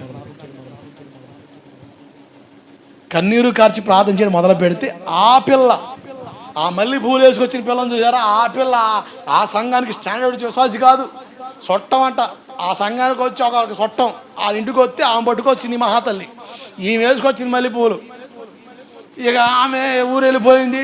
ఒక 6 నెలల తర్వాత వచ్చింది, చూస్తే తేడాగా ఉంది. ఏంది అక్క, మొన్న 6 నెలల క్రితం వస్తే బల్లి కొంత సంఘం, ఏంది ఇప్పుడు ఎట్లా ఉందంటే, ఏమోనమ్మా అన్న మల్లెపూలు ఏమో ఉన్నాయని గోల. ఏ మల్లెపూలు ఎప్పుడు? ఓ అక్క అసలు విషయం ఏం తెలుసా, నేను పాలు ఇవ్వడం పక్కగా అన్న గదిలోకి వెళితే ఈ పిల్ల మొత్తం లాగింది. నేను ఊడుద్దామని కొనిలోపు, మొత్తం ఏడుదామని కొనిలోపు అన్న వచ్చాడు వినగానే నేను బయటకు వచ్చాను. అక్క అసలు దైవజనుడికి అసలు ఎటువంటి సంబంధం లేదు, అసలు ఏ పొరపాటు లేదు అని చెప్పేసి ఈమె నిలబడి సంఘంలో సాక్షి చెప్పింది. అసలు ఏమి జరిగింది ఇది అని చెప్పగాని ఇదా. అప్పటికి కొంతమంది డౌట్గానే వస్తున్నారు, తప్పదు కదా అని అడిగి వస్తున్నారు. కొంతమంది అయితే బ్రేకులు వేసేసారు, మధ్యలో అలా కనబడిపోతున్నారు. అసలు ఏం జరుగుతుందో తెలుసుకుందాం. కొంతమంది వార్తా సమాచారం అనమాట. అందరు రకరకాల మెంటాలిటీలు ఉంటారండి సంఘంలో. ఒక్క మనస్తత్వం కలిగి ఉండరు. మేము ఇలా వాక్యం చెబుతామా, మేము చెప్పే వాక్యానికి ఏకల్లాగే వాళ్ళు ఉంటారు, ఏకల్లాగుతా ఉంటారు, వాళ్ళ పని అది. మరి ఏం చెబుతాం? బలపడమంటే ఏం బలపడతారండి? ఏం బలపడతారు? వాక్యం అనమంటేనేమో వేరే కోణంలో దాన్ని లాగుతూ ఉంటారు అర్థాలు. ఉపయోగం ఏముంది? అయ్యగారు ఇట్టా వాక్యం చెప్పాడు అనుకో, ఆ మనిషి కోసమే చెప్పాడు పాస్టర్ అని రాస్తారు, రివ్యూలు రాస్తారనమాట. పుసుక్కున్న ఒకవేళ ఒక యవనస్తుని చూసి సేవకుడు అట్ట నవ్వాడు, ఒక అద్దిగో చూసావా ఈ మధ్య కాలం నుంచి ఆ నవ్వు ఏందో మనకు తెలుసు అంటే రివ్యూ రాస్తారు. ఒళ్ళు దగ్గర పెట్టుకొని బతికినా కూడా కొంతమంది కావాలని బురద జల్లే రకాలు ఉన్నారు కదా. నేను అంటాను, బయటోడు మాట్లాడితే బాధపడం, బయటోడు వాడికి తెలియదు, వాడు ఏదైనా మాట్లాడతాడు. బాధ ఏంటంటే సంఘానికి వచ్చే వాళ్ళకు దైవజనుడు గురించిన ప్రకటన లేకపోతే పరిస్థితి ఇదే అంటాను. అందుకనే నా గురించి నీకు ఒక ప్రకటన ఉండాలి. దేవుడికి స్తోత్రం కలుగునుగాక. నీకు ఒక ప్రకటన ఉంటే, ఒకవేళ ఎవరైనా వచ్చి డౌట్గా మాట్లాడి అదిగో సునేమి గంటరాలు ఏమంది తన భర్త వచ్చి అంటాడమ్మా, ఏంది పాస్టర్ గారు అయితే వెళ్ళమ్మా రకరకాల మాట్లాడుతున్నారు, ఆయన నేను లేనప్పుడు వస్తున్నాడంట, నువ్వేమో కూర్చొని అన్నం పెడుతున్నావు అంట. అయ్యా వాస్తవం అయితే వండేది నేనే కానీ నేను కాదు, గెహాజీ పరిచారకుడు అన్నం పెట్టేది. మరి ఏంది మాటలు నరం లేని నాలుగు కదా, 40 కోణాల తిరిగి వేస్తుంది అంతే. ఇక దొరికిన సందని వేస్తాను రివ్యూలు. తన భర్త వచ్చి డౌట్ నీమే నాకు డౌట్ లేదు, బయట రకరకాల మాటలు మనం జాగ్రత్త పడాలి కదా అని చెప్తుంటే ఈమంటది, మన ఇంటికి వస్తా పోతున్న వ్యక్తి బడాయి కోరి పాస్టర్ కాదు, బలాదూరు సేవకుడు కాదు, మన ఇంటికి వచ్చే సేవకుడు కారుల మీద తిరిగేవాడు కాదు, కాళ్ళు రెగరేసుకొని తిరిగేవాడు కాదు, కానుకలు కోరేవాడు కాదు. మన ఇంటికి వచ్చు పోచున్న సేవకుడు భక్తి కలిగిన దైవజనుడు. హల్లెలూయా. దైవజనుడు గురించిన ప్రకటన నువ్వు వెళ్ళే నీ సంఘానికి వచ్చి ఒక ప్రకటన ఉండాలి, ఒక ప్రకటన ఉండాలి. ఒక సహోదరుడు అంటాడు, అన్నా ఓ సంఘానికి జనం బాగా వెళ్తుంది, నేను కూడా వెళ్ళాను. అసలు అక్కడ జనాన్ని చూస్తే వామో, నాతో పనిచేసే మా మేస్త్రి కూడా అక్కడ ఆ బళ్ళు కాడ నిలబడి ట్రాఫిక్ కంట్రోల్ చేస్తున్నాడు అన్న. అమ్మో అసలు భలే ఆశ్చర్యం అనిపించింది. నేను అనుకున్నాను అసలు ఆ సంఘానికి వెళితే పరలోకమే అనుకున్నా. ఏమనుకున్నాడా?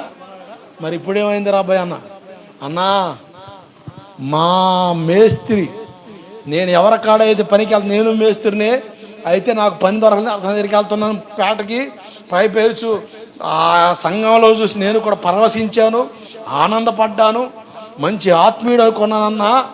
ఒక రోజున నా కంటికి కనపడ్డ దృశ్యం, అక్కడ పనికొచ్చే ఒక స్త్రీతో పాపం చేస్తూ ఉంటే నేనే స్వయంగా చూశానన్నా. ఆశ్చర్యపోయా, హవాక్కయ్యా, నివ్వురుపోయా. తర్వాత పర్సనల్గా అడిగి అన్నా ఏందని, ఇదంతా కామన్ ఏంటి, అంత కామనా అన్న చెప్పట్లే. ఆదివారం వెళ్ళి ప్రభువా నన్ను క్షమించంటే క్షమించేస్తాడు, బల్ల తీసేసుకుంటాం. మరలా సోమవారం మన పనుల్లో లోకంలో ఉన్నాం కదా తమ్ముడు, అప్పుడప్పుడప్పుడు తేడా పడుతుంటాయి. నేను కావాలని చేయలే, ఆ మనిషే నన్ను భలే బలవంతం చేసింది కనుక పొరపాటు నాది కాదని పెద్ద పరమ పరిశుద్ధులే మాట్లాడుతున్నాడట. అసలు అన్న ఆశ్చర్యం అనిపిస్తుంది అన్న అంటే నేను అన్నాను, ఇప్పుడు ఏం చేద్దాం అనుకున్నా. ఎందుకని ఎంతకాలం నుంచి వెళ్తున్నావు అంటే అక్కడే వెళ్తున్న చెప్తే నేను అన్నాను, నువ్వు వెళ్ళే నీ సంఘాన్ని గురించి ఒక ప్రకటన కలిగి బ్రతుకు, దేవుడికి స్తోత్రం కలుగునగాక. హల్లెలూయా. చాలా మంది రకరకాల కంప్లైంట్స్ ఇస్తూ ఉంటారు. ఆ సంఘానికి వెళ్ళే వాళ్ళు మంచోళ్ళు కాదండి, నా పక్కన కూర్చున్న మనిషి మంచిది కాదండి, మా పక్కింటి మనిషి మంచిది కాదండి, ఆ బజారు ఆమె మంచిది కాదండి, ఆ సంఘానికి వచ్చే వాళ్ళు మంచోళ్ళు కాదండి, పెద్ద ఏరుతూ ఉంటారు కోడికి కెలికినట్టుగా. ఒక ఆమె ఇట్టగే కంప్లైంట్ చేసింది. ఓ పాస్ట్ గారు అన్నాడు, సరే అమ్మా నీకు అర్థమైన ఒక మా విషయం చెప్తా, జాగ్రత్తగా ఆ ప్రాక్టికల్ నువ్వు చేతురా అని చెప్తా. ఒకరోజు ఆదివారం పూట ఒక కప్పులో ఫుల్గా నీళ్ళు పోసాడు. ఒక్క చొక్క నీళ్ళు కింద పడకుండా చర్చి మొత్తం తిరిగి రమ్మన్నాడు. ఇక ఆమె జాగ్రత్తగా ఒక్కొక్క అడుగు వేసుకొని జాగ్రత్త పోతుంది. ఇక ఇటు చూస్తే ఏమవుద్ది, కొంతమంది ఎడపోతే మొత్తం ఆడే పోతాయి. ఇంక జాగ్రత్త తిరిగి వచ్చింది, ఒక్క సొక్క పడలే. అమ్మా ఒక్క సొక్క పడలేదు పాస్టర్ గారు. ఎందుకేంది ఒక చొక్క పడకూడదని చెప్పారుగా. నీ దృష్టి అంత దేని మీద ఉంది? మరి పక్కన కూర్చున్న ఆ చర్చిలో వాళ్ళు మేము చూసావా, అబ్బాయి వాళ్ళని చూస్తే ఆడ నీళ్ళతో తొడుకుద్దాము, ఒలుగుతాయేమో, అందుకనే ఆ గిన్నెనే చూస్తా. ఇప్పుడు పాస్టర్ గారు అన్నాడు, నువ్వు పక్క వాళ్ళని చూస్తే అలాగైతే ఆ గిన్నెలో నీళ్ళు తొడిగిపోద్దు, నువ్వు పక్క వాళ్ళు కాదు, హెబ్రీ 12 ప్రకారంగా యేసు వైపు చూస్తూ, హల్లెలూయా, యేసు వైపు చూస్తూ, లుక్ అంటు జీసస్, యేసును చూడు. అందుకని నేను అంటాను, సంఘంలోకి వచ్చిన తర్వాత దేని కోరొద్దు, యేసునే కోరుకో. దేవుడికి స్తోత్రం.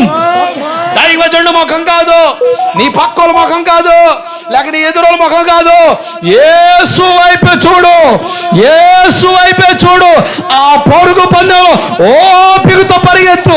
నీ పక్కన వాళ్ళు సతగిలి పడి ఉంటారు, నీ పక్కన వాళ్ళు కాలవ్యాపం చేస్తూ ఉంటారు, వాళ్ళు ఓపికతో పరిగెత్తరు. ఆయన రాకడ సమీపించింది కదా, రాకడ ఎత్తపడాలి కదా అని ఆలోచన ఉండదు. వాళ్ళు ఆడాడే తారకులు ఆడుతూ ఉంటారు. వాళ్ళని చూడవద్దు, నీరసిల్లవద్దు, యేసు వైపు చూడు. హల్లెలూయా. అప్పుడు నీ పరుగు పందెంలో నువ్వు ముందుకు సాగుతావు.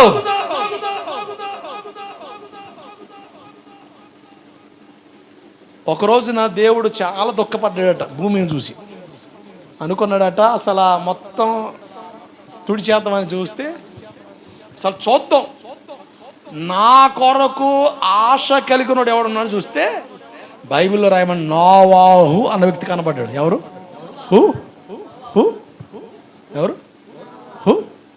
నోవాహు.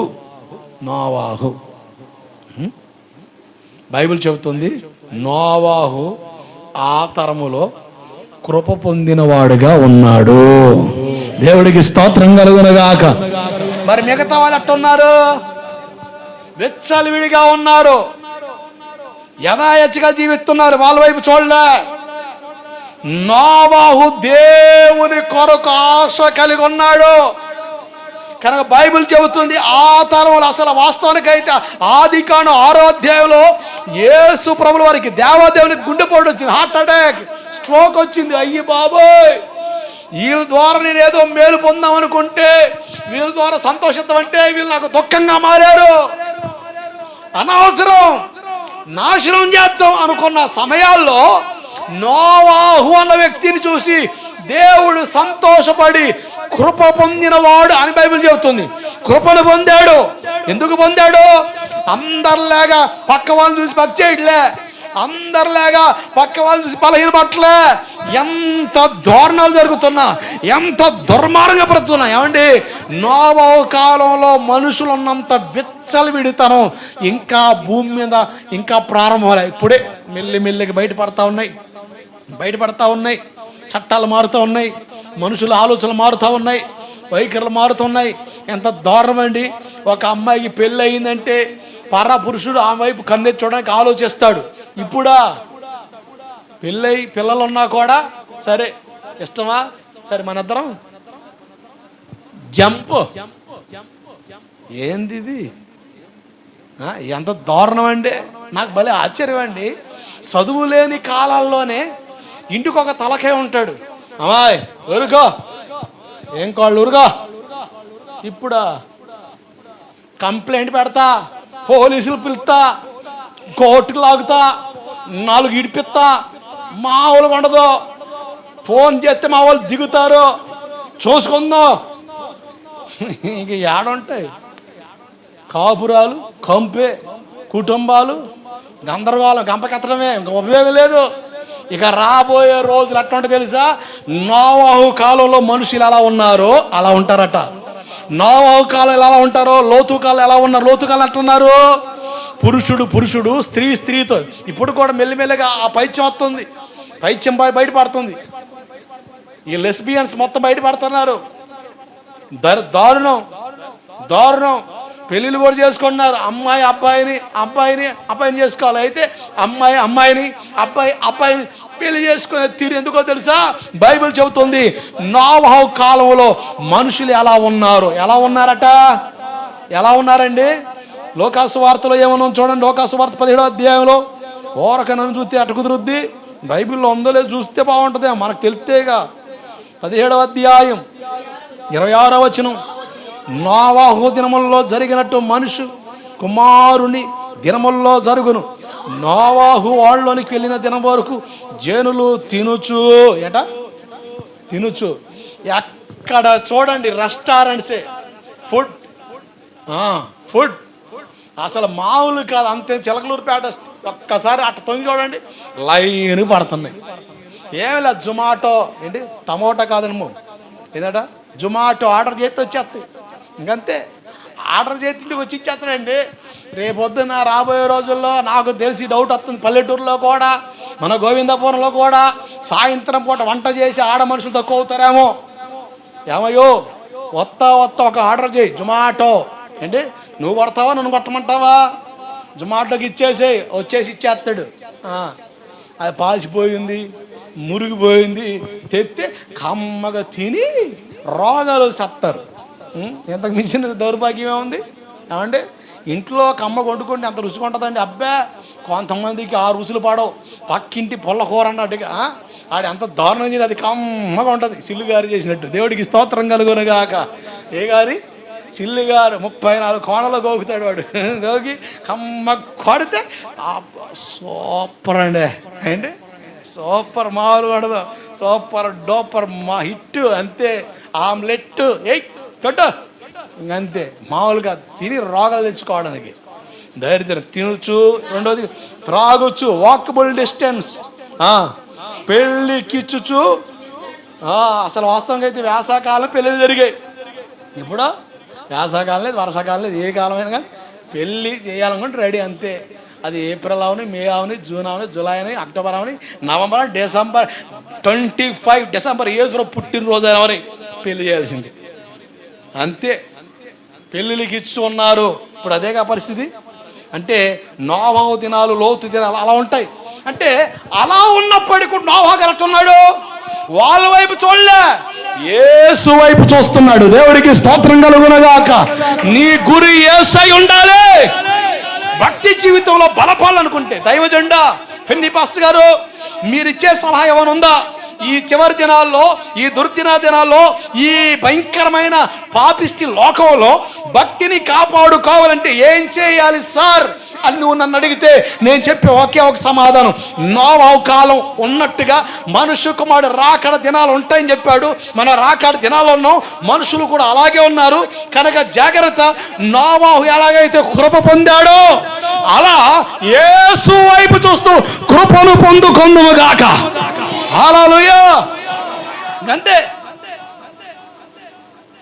కనుక విచిత్రంగా ఆలోచించగా బైబిల్లో భక్తుల జీవిత చరిత్రలు తను చూస్తే వాళ్ళు భక్తిని ఏ స్థలాల్లో కాపాడుకున్నారో మనం చూస్తే ఆశ్చర్యపోతాం. మనం అటువంటి విషయాల్లోనే ఇంకాస్త చిన్న చిన్న విషయాలను బలహీనపడిపోతున్నాం. గమనానికి వచ్చి గ్రహించి మన భక్తి జీవితం మనం కట్టుకుందాం గాక. ఆమేన్. ఆయన రాకడో మన పోకడో ఈ రెండిట్లో ఏదో ఒకటి ఖచ్చితంగా జరుగుతుంది. రెండు ఖాయం. కనుక నీ రాకడైనా నీ పోకడైనా సంసిద్ధంగా ఉంటే ఇక్కడ కళ్ళు మూస్తే యేసయ్య ఒడిలో కళ్ళు తెరుచుదువుగాక. దేవుడికి మహిమ కలుగునగాక. మేలైంది ఎరిగి అలా చేయకపోవడం పాపం. మేలుకరమైంది నీ కుటుంబాన్ని మేలైంది ఏంటి? నీ వ్యక్తిగత జీవితం మేలైంది ఏంటి? దాన్ని చేసుకో. మాట్లాడే పని లేదు. అట్లా ఉంటేనే భక్త, అట్లా ఉంటే భక్తి కాదు.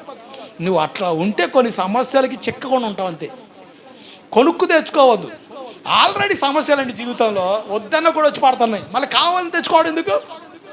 కావాలని కాదు రా చూసుకుందామని ఎందుకు? ఆల్రెడీ ఒకడు ఉన్నాడు నీ మీదకి రావడానికి, మళ్ళీ ఇంకోటి రప్పించుకొని తనులు తినడానికి ఎందుకు? కావాలని ఎందుకు అంటా నేను. మేలైంది చెయ్యనేరిగి అలాగూ చేయకపోవడం పాపం. జాగ్రత్త. ఒక ఆయనకి బాగా కోపం వచ్చింది వాళ్ళ ఆడవాళ్ళ మీద. ఏదైనా కోపం వచ్చినప్పుడు అలా అలవాటు కొరుకుతాడు. ఏంటి? కొరగడం. కొంతమంది కోపం వస్తే కొన్ని అలవాట్లు బయటపడతాయి. కొంతమంది సామాన్లు సిరేస్తుంటారు.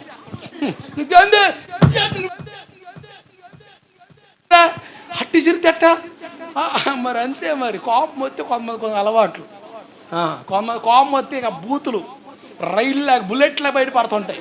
కొంతమంది కోపం వస్తే సార్ కొరుకుతారు. ఇక ఏం చేయలేదు, కొరుకుతారు అన్నమాట. వీడికి కూడా అదే జబ్బు. అలా ఆవిడ ఇసుకెత్తుందని ఆ కోపంలో ఏం చేయలేదు తెలియక ముక్కును కొరిగేసాడు.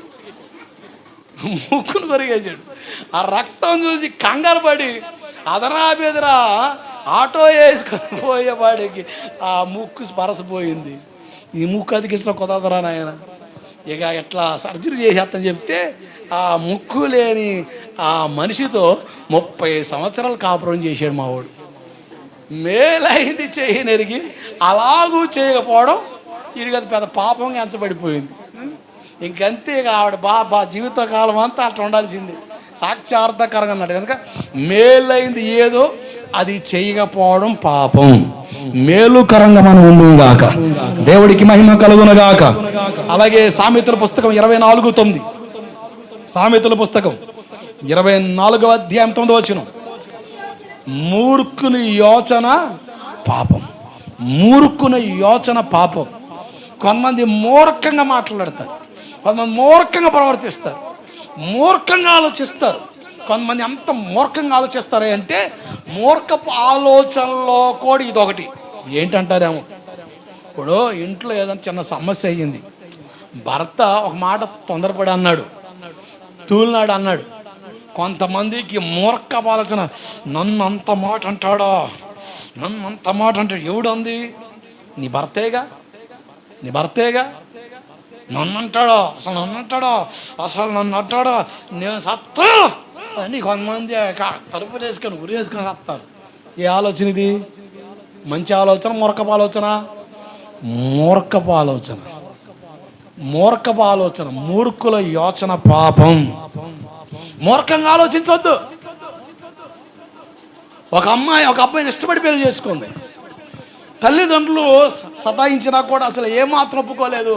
నేను వాడినే చేసుకుంటా, వాడినే చేసుకున్న ఒక 6 నెలలకి గర్భం దాల్చింది, బిడ్డకు జన్మనిచ్చే పరిస్థితి. అయితే వాళ్ళలో కలిగిన ఒక చిన్న వివాదం విడాకుల్లా తీసుకొచ్చింది. మూర్ఖపు యోచన పాపం. మూర్ఖపు యోచన పాపం ఎంచబడుద్ది. కొంతమంది విచ్చలవిడిగా మారిపోవడానికి ఆస్కారంగా మారుతుంది. భార్య భర్త విషయంలో సరైన ప్రేమను పంచకపోయినా, సరైన ధర్మంలో నిలవకపోయినా భర్త విచ్ఛిన్నమయ్యే పరిస్థితులు ఉన్నాయి. కొంతమంది ఎట్లా ఉంటుందో తెలుసా, అసలు మహాభక్తి ప్రదర్శిస్తారు. ఆ విధానంలో కొంతమంది వారి వారి ధర్మాలు నిర్వర్తించక, ఈ మాట నేను చెప్పట్లేదు సుమా, ఇది చాలా విలువైన మాట, బరువైన మాట, పెద్ద తరహాతో కూడిన మాట. ఒక తండ్రిగా మాట్లాడుతున్నా. 1 కొరింథీ పత్రిక 7వ అధ్యాయం 1-2 వచనాలు చదవండి త్వరగా.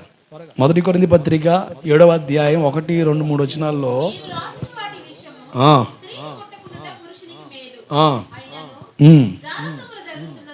జారత్వాలు జరుగుతున్నాయి కనుక, అంటే పెళ్లి కాక మునుపు పాపం చేయడం జారత్వం.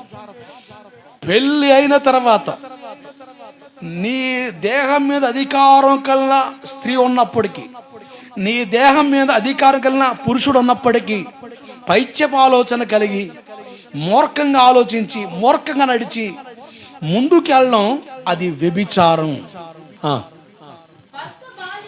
భర్త భార్యకును, అలాగునే భార్య భర్తకును వారి వారి ధర్మాలను నడపవాలెను. దేవుడికి స్తోత్రం కలుగునుగాక. కొంతమంది మనిషికి వచ్చిన వస్తుంది కోపం. నేను మిమ్మల్ని అంటలే, మీరు చాలా మంచి వాళ్ళే. టైం నీళ్ళు తోడతారంటగా, టైంకి అన్నం పెడతారంటగా, టైం వండి పెడతారంటగా, కారం ఎక్కువైనా కూడా గట్టి కొడతారంటగా, ఇబ్బంది లేదంటగా. కొంతమంది చూడండి చిరపడదు, అమ్మా నాన్న పిలుస్తుంది, ఏది పిలిచేది, ఏది పిలిచేది, నేను పని మనిషినా, నేను పని మనిషినా. నీ ధర్మం ఏంటి? నీ ధర్మం నీ భర్తకు నీళ్లు తోడి పెట్టడం, నీ భర్తకు అన్నం పెట్టడం నీ ధర్మం. మూర్ఖపు యోచన పాపం నీ ధర్మం. వారి వారి ధర్మాల్ని ఖచ్చితంగా నిర్వర్తించాలి అని బైబిల్ చెబుతుంది. నువ్వు మూర్ఖంగా ఆలోచించి నడిస్తే పోయేది నీ కుటుంబమే, నీ సంసారమే. బజారుకి ఏడబడేది నువ్వే. ఆ స్పృహ మనకి రావాలి. అందుకనే స్త్రీ జ్ఞానంతో కాపురం చేయాలంట, పురుషుడు కూడా జ్ఞానంతోనే కాపురం చేయమని బైబిల్ చెప్తుంది. దేవుడికి స్తోత్రం కలుగునగాక. హల్లెలూయా. ఒక ఆయన డ్యూటీకి బయలుదేరాడు. భార్య భర్తలు మంచి అన్యోన్యం. పక్కన ఒక ముసలిది ఉంటుంది. ఆమెకి ఎవరైనా మంచుకుంటే అదొక జబ్బు. ఈ చర్చీలకు వచ్చే వాళ్ళు కూడా ఈ మాయ రోగాలు ఉంటాయి. ఆ ఇంటి సంగతులన్నీ ఈ ఇంటికి మోసావమ్మా, ఇంకా సాటింపు వేశావమ్మా, అక్కడ మాటలు ఎక్కడ చెప్పి, ఎక్కడ మాటలు అక్కడ చెప్పి మంచిని చెడుగా మార్చి నిప్పు పెట్ట మాకే బుల్లమ్మా. అసలు క్రైస్తవ కాలేజీలు ఈ దరిద్రం 100కు 150%. అందుకనే చాలామంది చాలా తేడా పరిస్థితి వెళ్ళిపోతున్నారు. ఈ ముసలిది ఈయన చూసి ఓర్వలేక ఏం దొరుకుద్దా ఏదో ఒక రాయత్వం కుదరట్లే. సడన్గా ఈ ముసలమ్మ ఏదో మార్కెట్కి వెళ్ళి వస్తుంటే ఈ వ్యక్తి వాళ్ళ పక్కింటే వ్యక్తే ఒక ఆమెను ఎక్కించుకొని పోతున్నాడు. అది దొరికాడు. ఇప్పుడు వేస్తా, ఇప్పుడు చూడు మామూలుగా ఉండదు, బంపర్ అవుద్దిగా అని చెప్పి ఇంటికి వచ్చి అబ్బాయి ఎడమ్మా అంది. ముసలమ్మ అబ్బాయి టైం అయింది కాబట్టి డ్యూటీకి వెళ్ళాడు. ఎన్ని గంటలకు పోయాడు? రోజుల టైమే. ఎటుపోయాడు? ఇట్లా ఆరాలు తెచ్చు. ఆంగు డౌట్ వచ్చింది. ఏందమ్మా గుచ్చి అడుగుతున్నావు అంటే, మళ్ళీ నువ్వు ఏదైనా కొంటావేమో. అసలు వచ్చింది దానికి. ఏదో ఒకటి అనుకునేటే చేద్దానికి వచ్చింది. కానీ డైలాగ్ మరి సానుభూతి, ఏ భూతి? ఈ భూతుల్లో మహాభూతి సానుభూతి. సరిగ్గా చూపిస్తే అవతల ఆదరించబడతాడు, లేదంటే ఎట్లా అవుద్ది? ఏం లేదమ్మా, నువ్వు కూడా అబ్బాయి తెలియవు అనుకున్నాను. నేను ఎట్లా డ్యూటీకి అండి, వెనకాల ఒక అమ్మాయి కూర్చుంటే నువ్వే అనుకున్నాలే వెళ్ళిపోతుంది. అబ్బాయి అండి నువ్వే అనుకొని పుసుకుని వచ్చాలే, ఇద్దరే పోయారేమో, అసలు సామాన్లు ఏమో బయట ఉండి సొంతమని వచ్చాములే అని. ఇదొక కాలుగాలని పిల్లి మొసలు చూసుకో. చూశాననగానే ఈమె ఎక్కడికో రిలేషన్.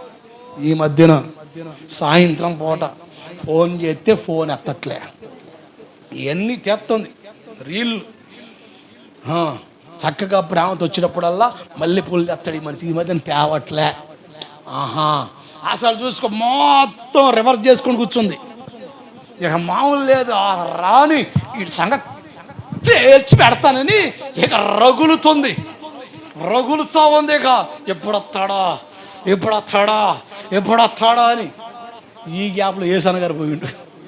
ఎవరు? ఏసన్ గారు పోయిండు. ఈ మనిషి అదో తరలో పలుకుతుంది, చేస్తుంది. అన్నకు డౌట్ వచ్చి ఏందమ్మా అంటున్నావు అంటే, ఏం లేదులేనా అంటుంది. ఏదో నుండి చెప్తే ప్రార్థన చేస్తాగా, ఇవి చెప్పేవి కాదులే, ఆరేగా తీరే కాదు. ఏంది ఆరే కాదు తీరేగా, మొత్తం తగలబెట్టమేక. అసలు తొందరపడకూడదమ్మా. అసలు ఏంది అసలు నీ మనసు ఏదో ఆలోచిస్తున్నావు, కూర్చుంటున్నావు కానీ ఏదో పలు కొరుకుతున్నావు, ఇట్లా కొరుకుతున్నావు. అసలు ఏంది నీ మ్యాటర్ అని చెప్తే అప్పుడు చెప్తుంది అన్న ఎట్లా జరిగిందని. అమ్మో తొందరపడి అన్నవేమో, కాస్త ఆగు, వస్తే యథావిధిగానే మంచినీళ్ళు ఇవ్వు, టీ ఇవ్వు, నువ్వు ఎలా ఉంటావు అలాగుండి మెల్లగా అడుగు, విషయం బయటపడుద్ది. అప్పుడు నువ్వు ఏదన్నా చేయగాని అగ్గి మీద గుగ్గిలమన లేచామనుకో, అంతే, కారాలు మిరియాలు నూరితే ఇంకేం లేదు, కాపురాలు చల్లా చెదిరవడమే అని చెప్పి పాస్టర్ గారు పాస్ చేసి వెళ్ళిపోయాడు. కొంచెం శాంతించింది అమ్మ, శాంతించింది. మెల్లగా భర్త వచ్చాడు, యథావిధి చేసింది ప్రశాంతంగా. ఏదండి ఎట్లా జరిగింది ప్రయాణం అంటే, ప్రయాణం అందంటే మ్యాటర్ ఉంది కానీ అలవాటుగా అడిగింది కదా. ఏం లేదమ్మా, ఈరోజు పొద్దున్న వెళ్తుంటే ఒక అమ్మాయి సడన్గా ఆటోడు గుద్దాడు ఆ పిల్లని, ఆ పిల్ల పడింది, వాడు పిలిచేలో వెళ్ళిపోయాడు. మా పిల్ల గోలగోలు వెళ్తుంటే నేనే బండి ఎక్కించి హాస్పిటల్లో చేర్చి వెళ్ళాను. యేసు రక్తమే జయం.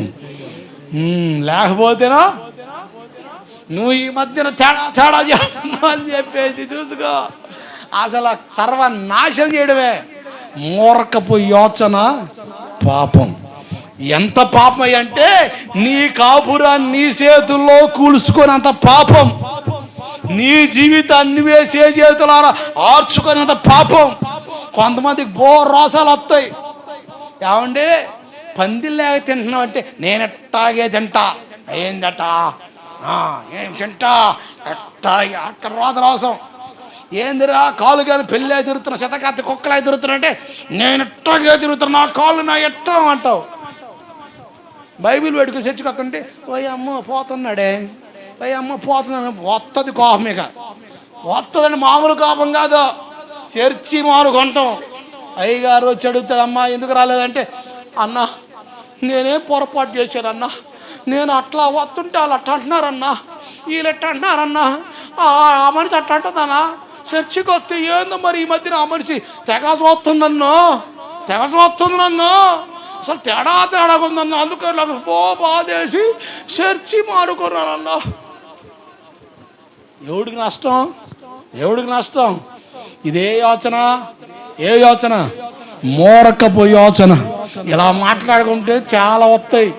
ఇట్లా దొరికేవన్నీ కూడా మూర్ఖపు యోచనలో వేసి సమయోచితంగా ప్రార్థన చేయి, దేవుడు నీకు సహాయం చేస్తాడు. దేవునికి మహిమ కలుగునుగాక.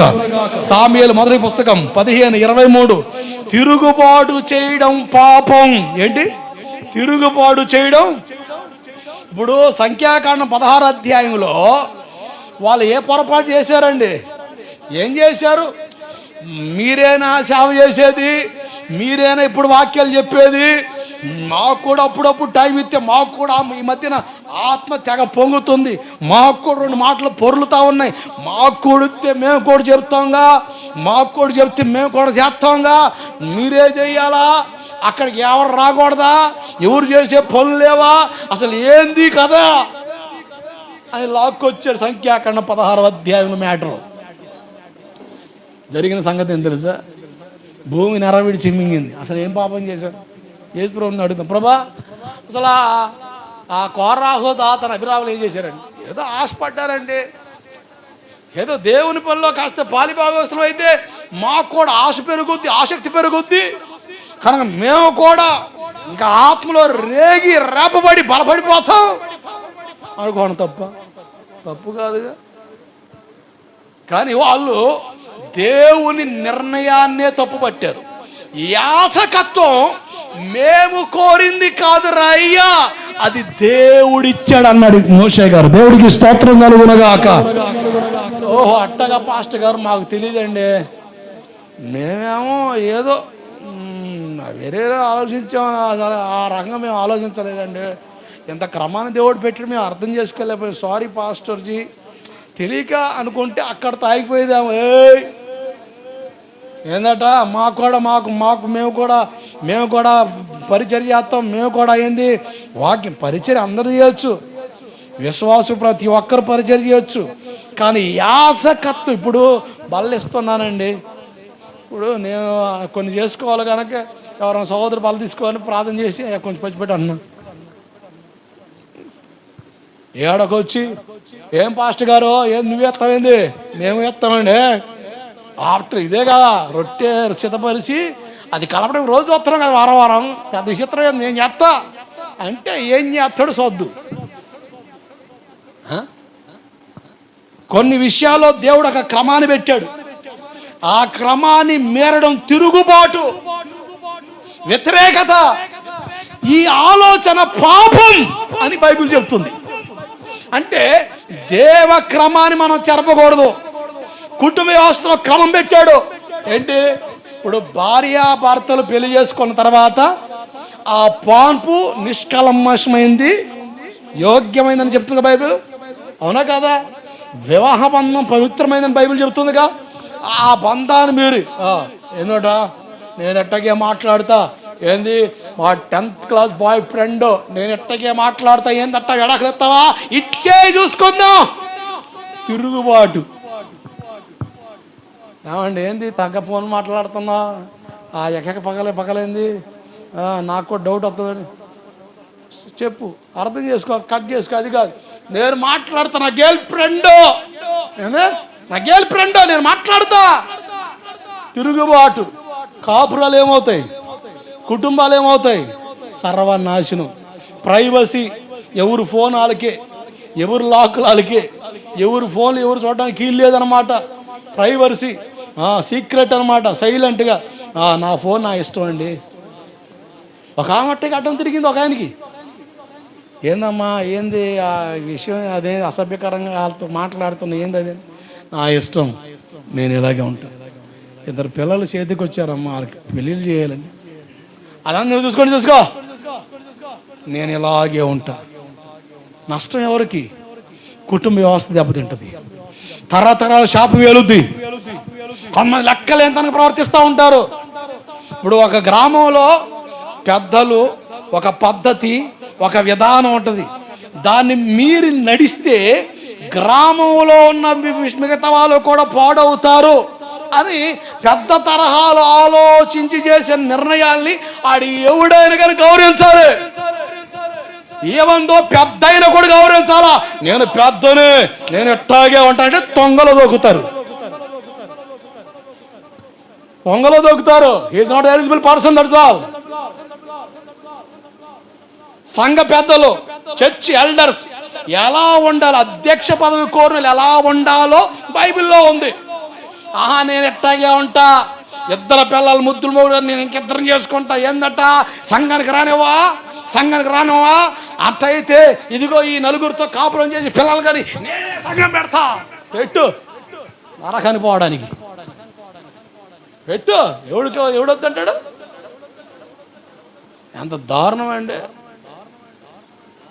ఏసన్న గారు ఒక ఆయన పిలిచాడు సేవకుడు, పాప ఆయన వంట మాస్టర్. ఆయన తేడా పడి 2 అక్కశీలను చేసుకున్నాడు మనిషి. అసలు మహానుభావుడు. 2 సొంత అక్క సొంత చెల్లి 2 ఈతగాడే చేసుకున్నాడు.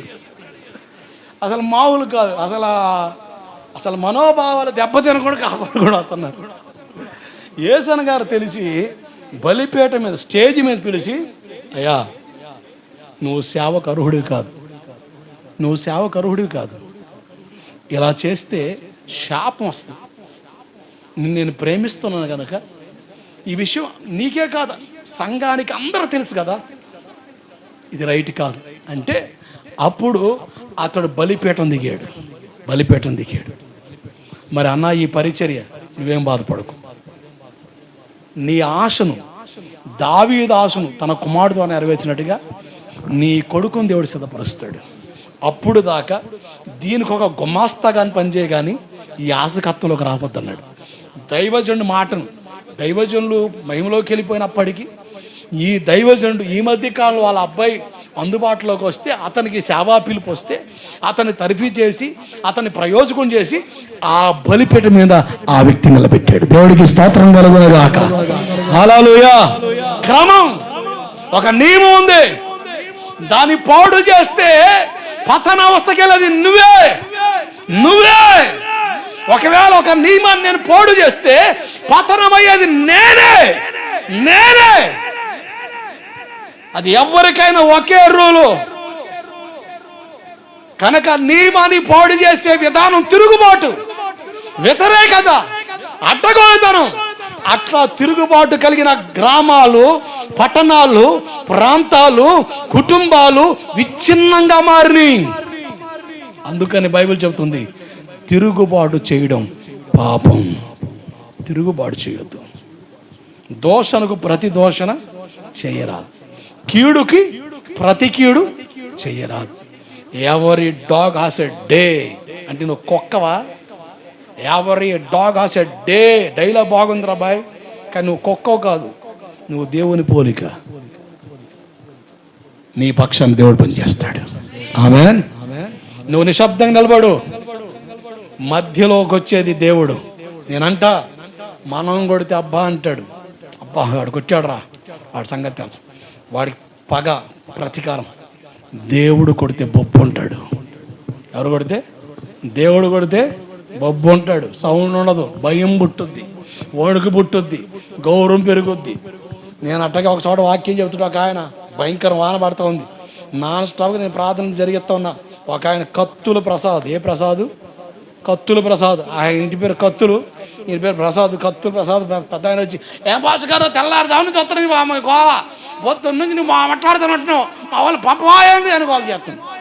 అప్పుడే ఒక అర్ధగంట అయింది, ప్రార్థన స్టార్ట్ చేసి నేను ఇంకా ఆమె నిలబడి చూస్తున్నా. ఇంక మిగతా అంటున్నాడు, వీళ్ళు చర్చిలో కూర్చొని సైకిల్ చేస్తారు. మరి మరి మామూలు ఉండదా అని అవి ఎదగాడు లెక్కుతుండు. నేను ఎవరు ఆ మనిషి అంటే పంపించేసాను. కరెక్ట్గా ఎంత చదివానికైతే అతను చల్లరే మాట్లాడు. తర్వాత రోజున వాళ్ళది స్లాబిల్లే, కానీ సడన్గా వైర్లు తగలబడి ఇండ్లు తగలబడి అంత పొగలేసింది. గగ్గోలు పెట్టాడు, భయం పుట్టింది. ఉయ్యల్లో బిడ్డ ఉన్నాడు, పసిబిడ్డ. తేడా పడితే స్పాట్లు అయిపోవడమే, కానీ దేవుడు భద్రపరిచాడు. ఆ సంగతిని మనసులో తెచ్చుకొని ఒక అతను అంటాడు, రే బాయ్ నువ్వు ఇదే టయానికి నువ్వు నిన్న తిరుగుబాటు చేసావురా, సేవకునికి వ్యతిరేకంగా మాట్లాడావు అనగానే నేనేమన్నా వైర్లు పీకి తగలబెట్టుంటే నీ సంగతి తెలుస్తుంది. వాడు నేనేం చేయలేదుగా, అయ్యట తెలిసింది కదా. అందుకనే అప్పటి నుంచి ఆ మనిషిని దూరంగా చూస్తాడు. ఈయనకాడ ఏమైనా శక్తులు ఏమైనా ఉన్నాయా అని. నేను మనకాడి శక్తులు ఏమంటాయి, మనకాడేం లేదు. అసలైన ఆయన దేవుడికి స్తోత్రం కలుగునగాక. ఆయన దిగి వస్తే ఎంతటోడైనా కామవలసిందే, ఎంతటోగా భయపడాల్సిందే, గొలియాతు వంటి వాడిని నేల కొరగాల్సిందే. దేవుడు నీ పక్షాన పనిచేస్తాడు. కీడుకు ప్రతి కీడు, దోషణకు ప్రతి దోషం చేయక మనం దేవునికి అప్పగించగలిగే తిరుగుబాటు స్వభావం మనలోకి రాకుండా మనం జాగ్రత్త పడితే దేవుడు నీ పక్షాన పనిచేస్తాడు. అట్టి కృప దేవుడిచ్చునుగాక. మోకరించని ప్రార్థన చేద్దాం.